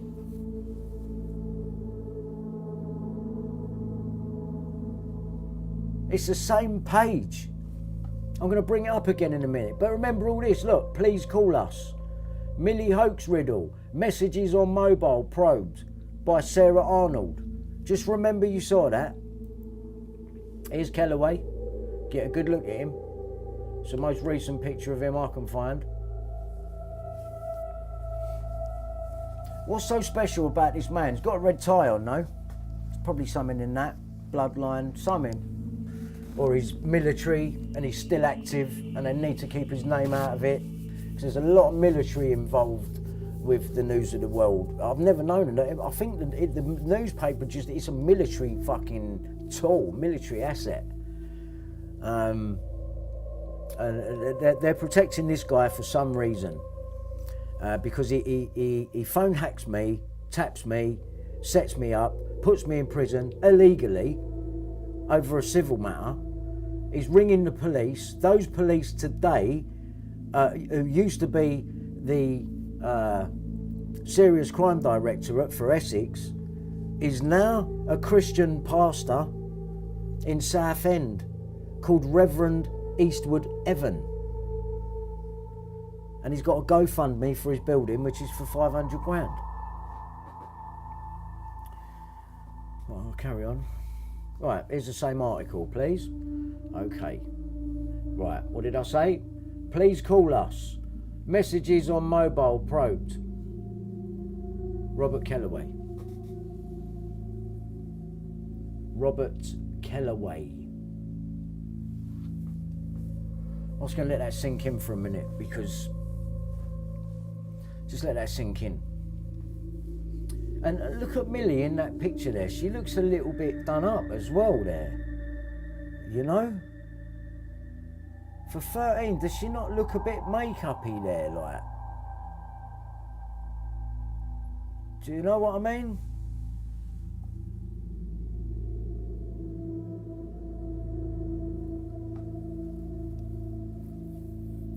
Kellaway. Why are they trying to keep his name out of it? Why have they changed his name to Sarah Arnold when we know it was him that was put in the team with Greg Miskill and Conrad Brown and Mazzo and all that? We know this. The team that was set up by Rebecca Brooks, who claims she don't know nothing either. You know, how did you not know nothing? You set the fucking team up. Done Sarah's law with, you know, you got her an MBE. You're in there talking to the Prime Minister.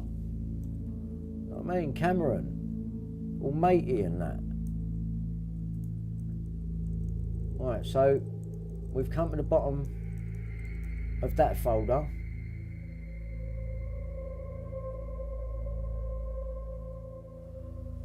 So now I'm going to go to this folder, and this one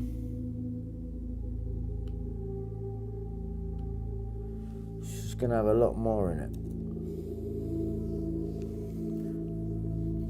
Alright, it's a screenshot from the other day. Well, I'm looking at, have we seen any moving footage of these children?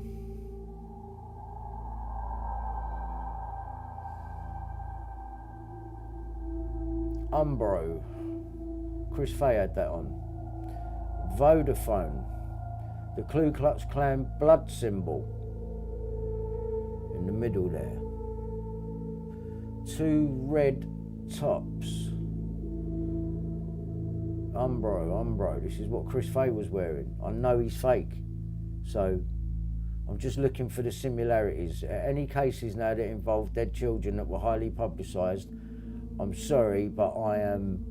This could be is the red. This could be the black and white. It could be. Vodafone. Who worked for Vodafone? Ian Puddick.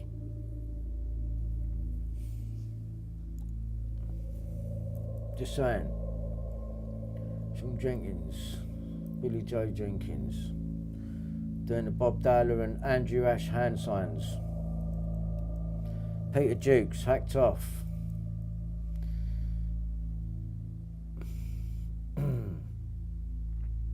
Bellfield's ex-girlfriend of 3 years, Jo Collins, later revealed that she and Bellfield had visited the woods at Yateley several times to walk the dogs. He'd also allegedly went there to show jumping events at Yateley, so he knew the woods. Bellfield also bought and sold cars as parts of a giant car. So he's another fucking thing now. Now he buys and sells cars for his car auctions. That's not international moving services. You ain't moving no cars about. Like auctions at the airport, thought to change cars around 20 times per year. No, this is just leading you all into dead ends. 6 months after Milly's disappearance in March 2002, couple from London mushroom picking, skull and bones. That is just fucking, that's Masonic. So there's where we walked around. Obviously, we came out. When we was on the video, we came through over here. We was over here, and we came through between these blocks of flats out. So you've got the green, which is way over the back, and then he drags her, and if you can imagine from, if I'm walking from the front of these flats now to the back, he drags her through that tunnel bit, which is here. We come out here, we walk round here, we come round here on the inside of this car, and I get to here, and I thought it was this block, but it weren't. We walked in round here and we went to this door, and if you remember, this window was open. So not only does he supposed to bring this girl at a busy time of day round here, up here, and up the top floor of the flats without being seen. That's without the view from what this camera's looking at now. Behind, it's all on display. I'm sorry, but that did not happen. Didn't happen. Didn't happen.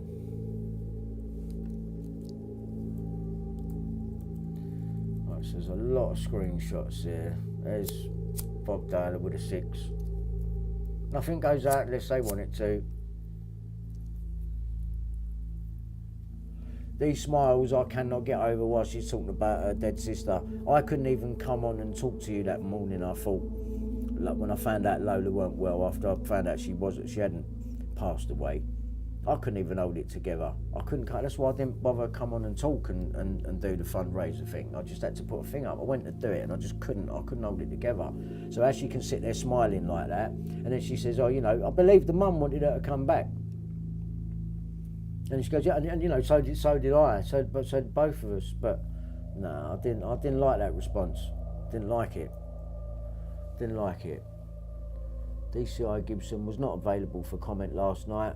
Milly's father said he was aware that the officer had been replaced. Yeah, I bet he was. But he was told straight away, "Don't worry, Bob, we're sorting it. We got fucking Paine on it, don't worry." Milly was last seen alive at 4:08 p.m. on March 21st, 2002 as she walked along Station Avenue. Don't believe it. Didn't happen that day. Happened before. Had to have happened before, 2-3 days before. And you've reported it that day, made it look like a normal day with some strange occurrences. No credit on the phone, using a boy's phone, getting off the train where she don't normally get off, walking up the road, get on the thing and she's not there. It all just points to, yeah, she must be in Bellfield. Bullshit, didn't happen that day. Didn't happen that day. The police have got hold of the train footage from week before, whatever, and they've told you what they've told you. Right? It's bullshit. All so that it could not have been someone else, and it was someone else. She was being trafficked. Yeah, and there we are at Collingwood Place, and you fucking saw it for yourself. You saw it for yourself. I'll even show you again. I'm going to show you again. I'll show you a couple of bits. See, look, yeah, all outside here. Nah, mate, all them flats behind. He's hiding behind there, yeah, like that. Yeah? He's hiding now. There he is, look. Dun, dun, dun, dun, dun, dun, dun, dun. How did he know she was coming? Dun, dun, dun, dun, dun, dun, dun. How did he know? Dun, dun, dun, dun, dun, dun. It's bullshit. It didn't happen like that. Didn't happen. Busy that time of day. Busy. All the front of them flats. What, didn't see him just standing there like that waiting for Milly? Fuck off. Fuck off. Here's the two cars. Oh look, they get cleared later on. I didn't realise this. Witcher.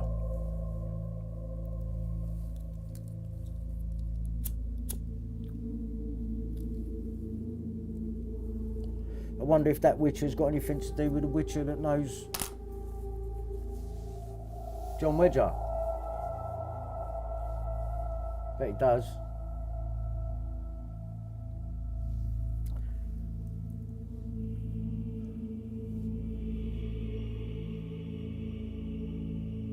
It's not in Franklin now. Wakefield. Mark Rowley, Surrey Police. Sir Mark Rowley now, he is. Said we sacked them at the first opportunity and we're now applying to seize their pensions. Sentencing them, Mr. Justice Davies said, "What you did, in my view, is a disgrace. You have brought great disgrace on her." Hang on a minute. What you did cannot be dismissed as a... Hang on a minute. The officers who were based at Guildford... Incident... No, this is fucking them. Hang on, that don't make sense. 7th of March 2005. 7th of March 2005, cleared.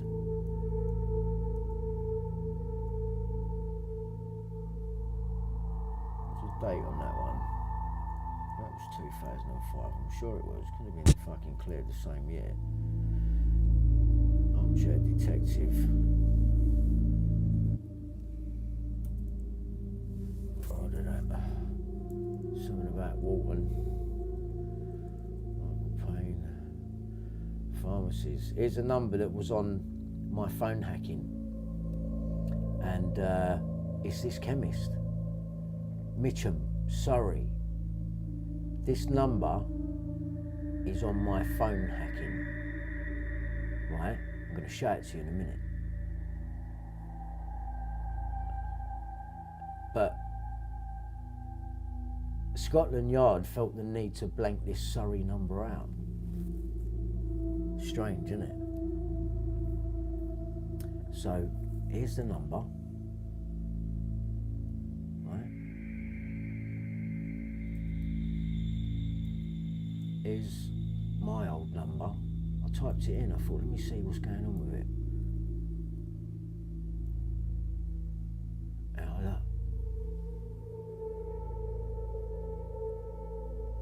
Mitchell, Surrey. Where does Milly Dowler live? Surrey. Whose Mulcair note was that? Mine. Look at this. Huntley was convicted of the murder of both girls on the 17th of December 2003. Huntley. So this is the Soham girls now. This is another case. So we're talking about Sarah Payne, Huntley, Milly Dowler. I'm not sure, what was the date on Billy Joe Jenkins? Was that 2001? Right, this whole time of all of these murders of these children, they've been hacking me the whole time as well. So let me take you back to a Mulcair note. Right, look at the date. This is page 58, this one, right? I've got 58 and 60. Right, watch this. 11th of the 12th, 03. What was the other one? The 2nd of the 5th, 02. So let's just go with that time span. We're going from Milly Dowler, right, to Soham, 17th of the 12th, yeah? He gets done. 11th of the 12th, they're still doing me.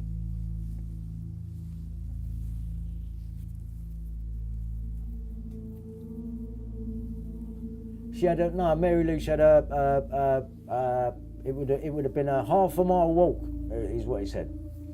So she could have got on the bus, got off I don't understand what her mate's doing at the bus stop. I don't get that. What did she get off there for, to be at that bus stop? That weren't the one that went to the chip shop with her. But anyway, just to show you, all the while they've been doing these things with these dead girls and all that, they're still doing it to me. Yeah, so Huntley, he gets done a few days later, so they're hacking me all the while they're hacking Huntley. I'm telling you, there's proof, because they were doing it to me. You think they weren't doing it to Huntley and all them others? They were phone tapping. Do you hear what I'm saying to you? Phone tapping, listening to live conversations. The news of the world were gathering evidence on these people. Blackmail. Sitting back, letting it happen as well. Probably involved they're probably involved in it on the selling and that, the news of the world. There's something wrong. There's something wrong with Kellaway in particular, because I want to get to that. Right. Mr. Robert Kellaway. 83 Ravenshaw Street. Right? Kellaway. So, here's his house. Red door, checkerboard floor. What's the fucking chances of that? What's the chances of that? What's the fucking chances of that, please? So the red and the checkerboard. So you've got Bellfield's flat, 6, Bellfield's house, big white house, fucking 6, whatever the name, Strawberry Hill, Twickenham. With a little girl walking past with that same checkerboard on her trainers, past an international moving services house, which is Bellfield, who supposedly kills little girls, right? And now when I look into Robert Kellaway, look what he's got. He's got a red door. Yeah, he's got a checkerboard floor. Bellfield had a red car and a checkerboard step and a checkerboard pair of trainers on a little girl walking past. And you got checkerboard on the bottom of the fucking toys in the Sarah Payne case, and you got checkerboard on the tie of the geezer talking about the Billy Joe Jenkins case, or the Soham case, sorry. So how can all of this be coincidence? And what's so special about Kellaway? What's so special about this geezer?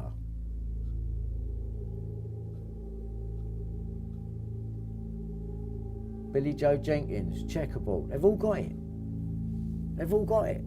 Baby P, checkerboard.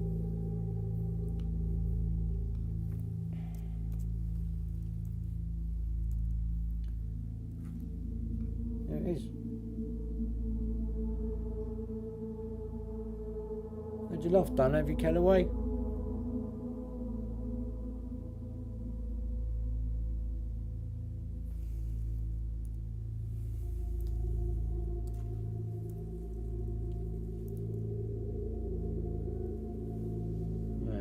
Kellaway Media Limited. So we know we're looking at the right person. Incorporated on the 28th of April.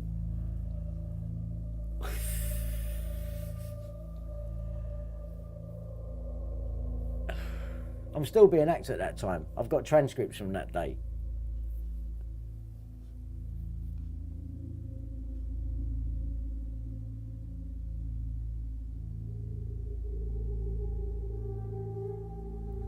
'65.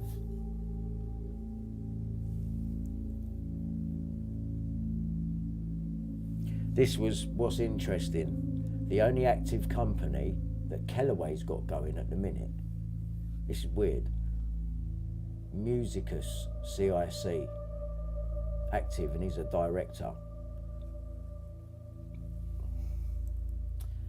And it's got something to do with kids. Giving them lessons on something. I can't remember exactly, but I've got a screenshot. Dr. Sarah Payne. I suppose it doesn't say MBE there now. Phoenix Post. What's that? The Phoenix Rising. Masonic again.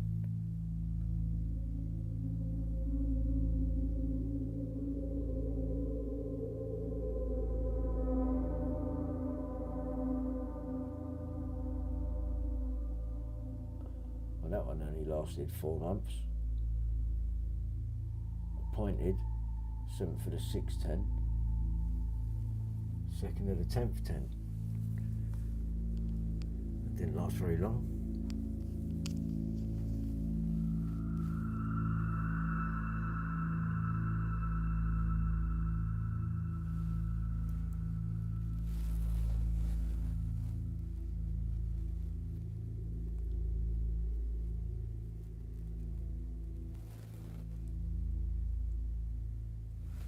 Sarah and Michael Paine pictured in their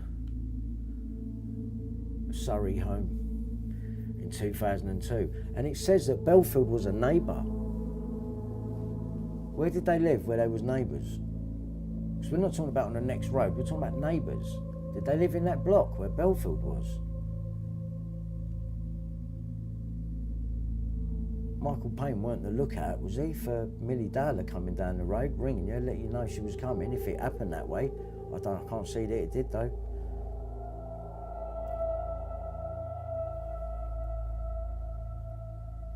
Max Clifford, he lived there. What's he got to do with it? He ends up dying as well.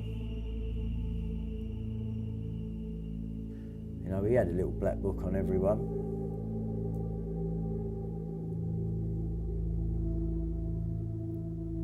Max Clifford's death ruled as natural causes as inquest reaches verdict. Bet they did.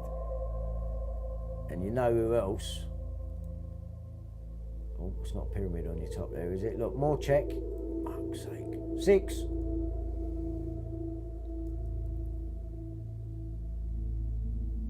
Remains were discovered in the 88th, which weren't convicted until 2011. Burial Primary School. There's a Gemma Adams as a head teacher now.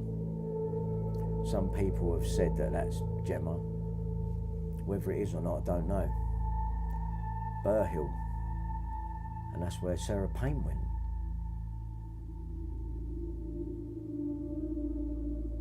A year ago, a serving police constable caused horror, exploiting his professional powers in the most grotesque way.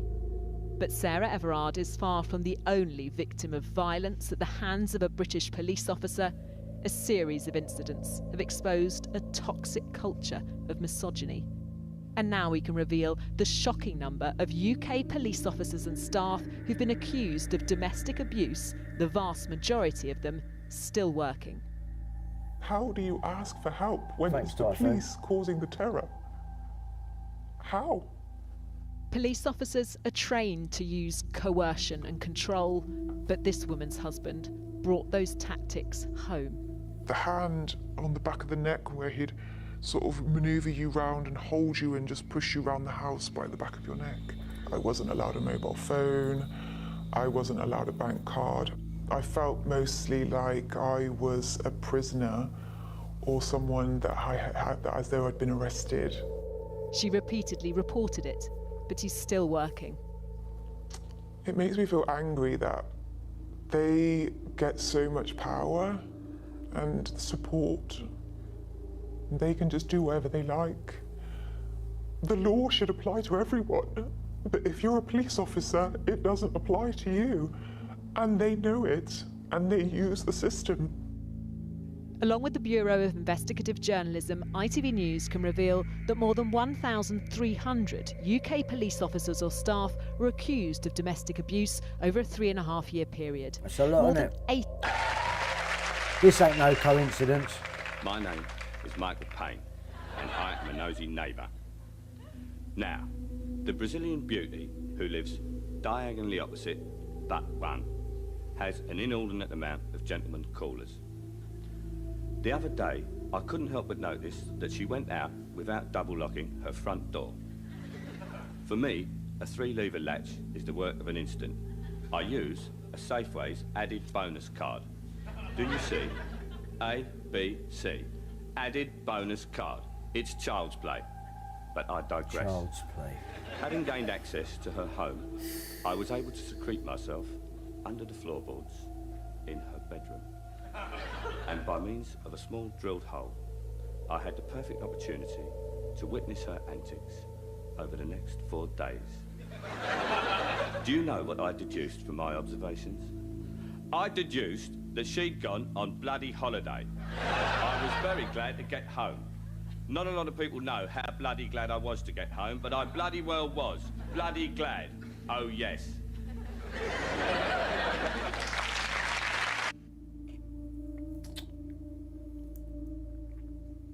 There's the Walton Hop. King ran child sex ring for stars. This sting was done by Mazza Mahmood, who works with Conrad Brown, who was working with Kellaway at the time of Milly's hacking and mine.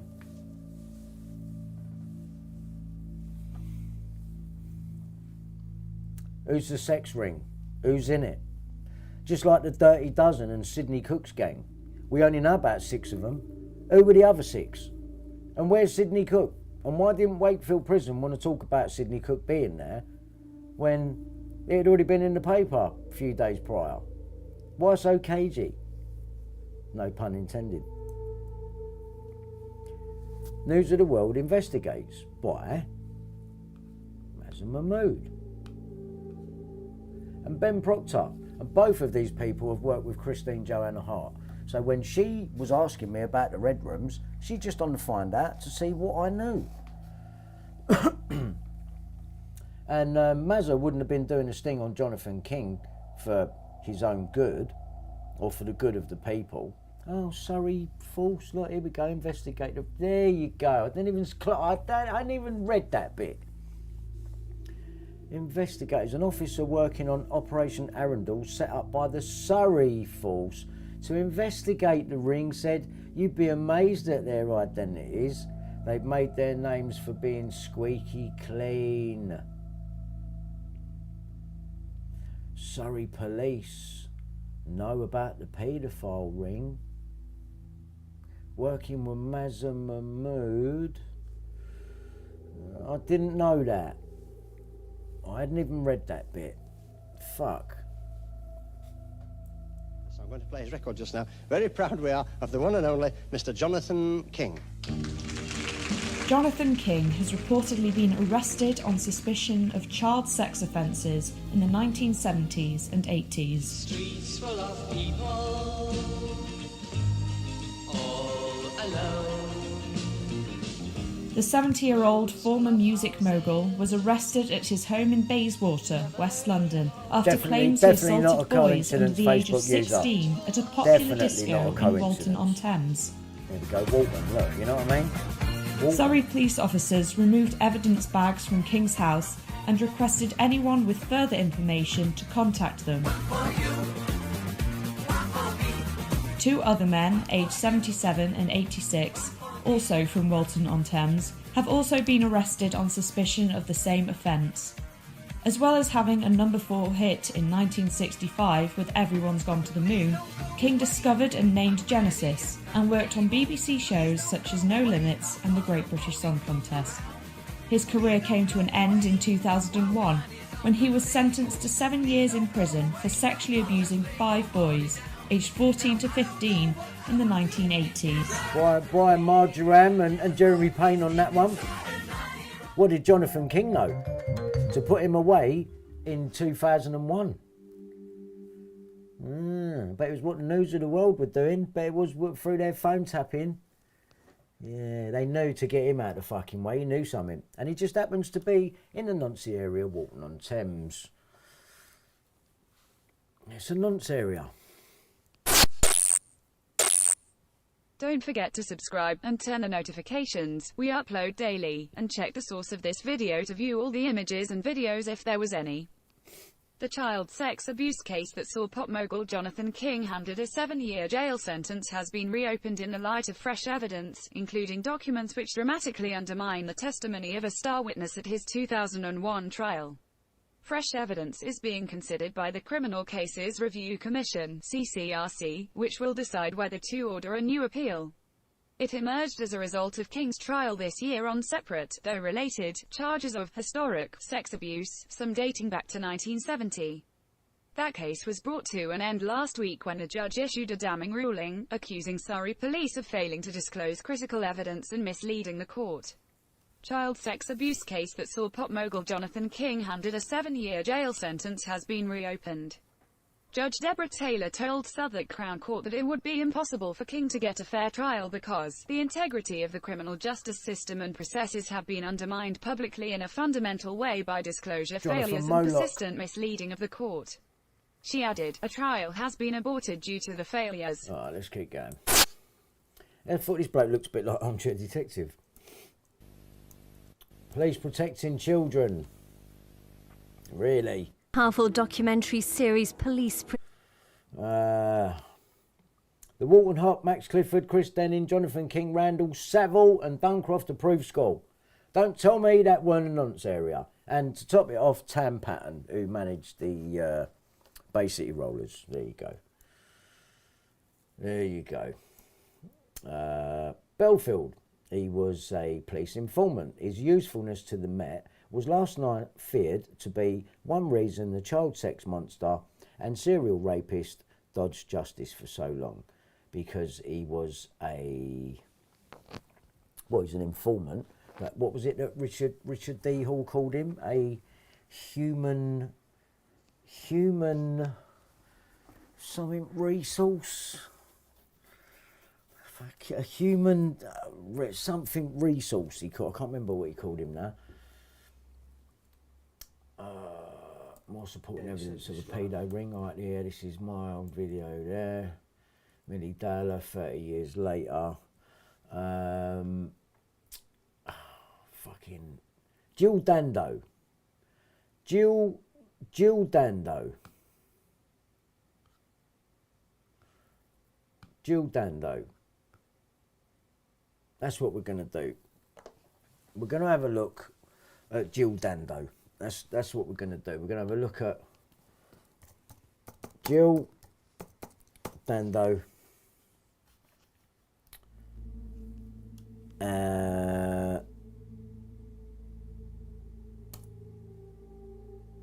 What do you mean, no internet? Oh, it's confusing, man. This old one, I just don't want to fucking Wi-Fi. Go on.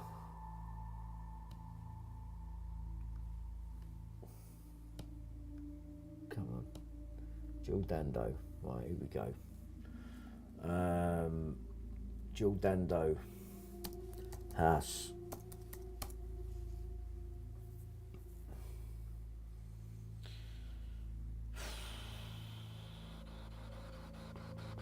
No, I'm talking about. Here we go.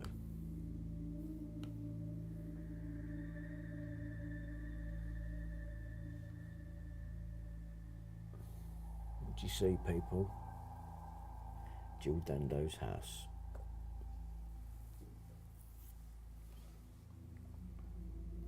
Jill Dando's house.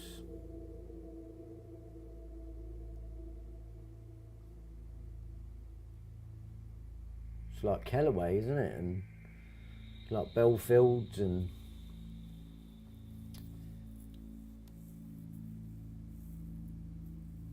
yeah, checkerboard floor, Western.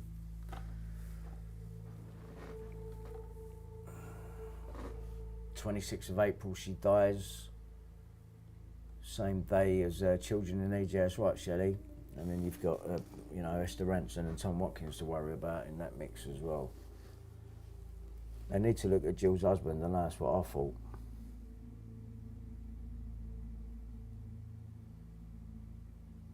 Two and 9. Gematria is 11. Door number.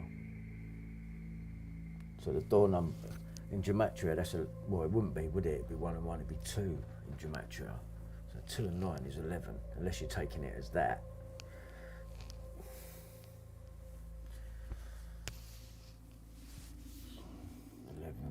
One and 1 is 2. So 2 or 11. The door number, 2 and 9. 2 and 9 makes 11.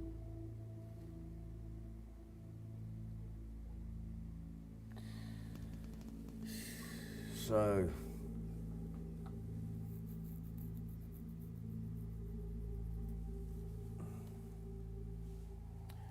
I don't, it's no coincidence, yeah? It ain't no coincidence. Right, it's there, you've seen it.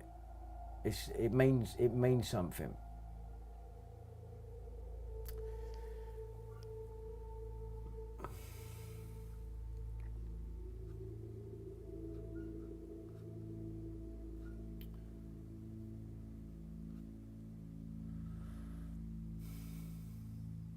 Right, pillars.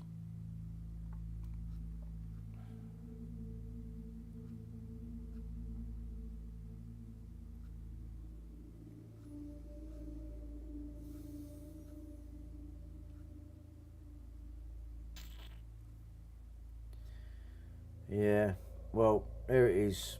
So, you know, what is going on? What is going on there? What the fuck is going on?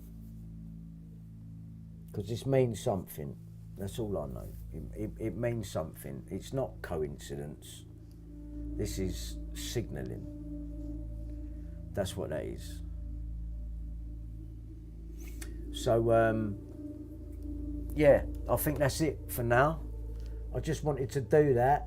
I've been meaning to do it for a while, because then that brings you up to speed when I show you more stuff, like we've done this bit.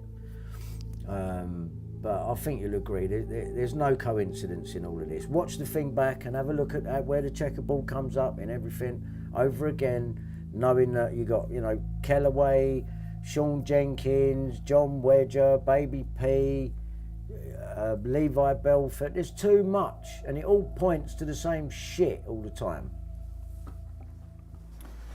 So, was her fiance later got caught job delivering royal bait? I don't know, man.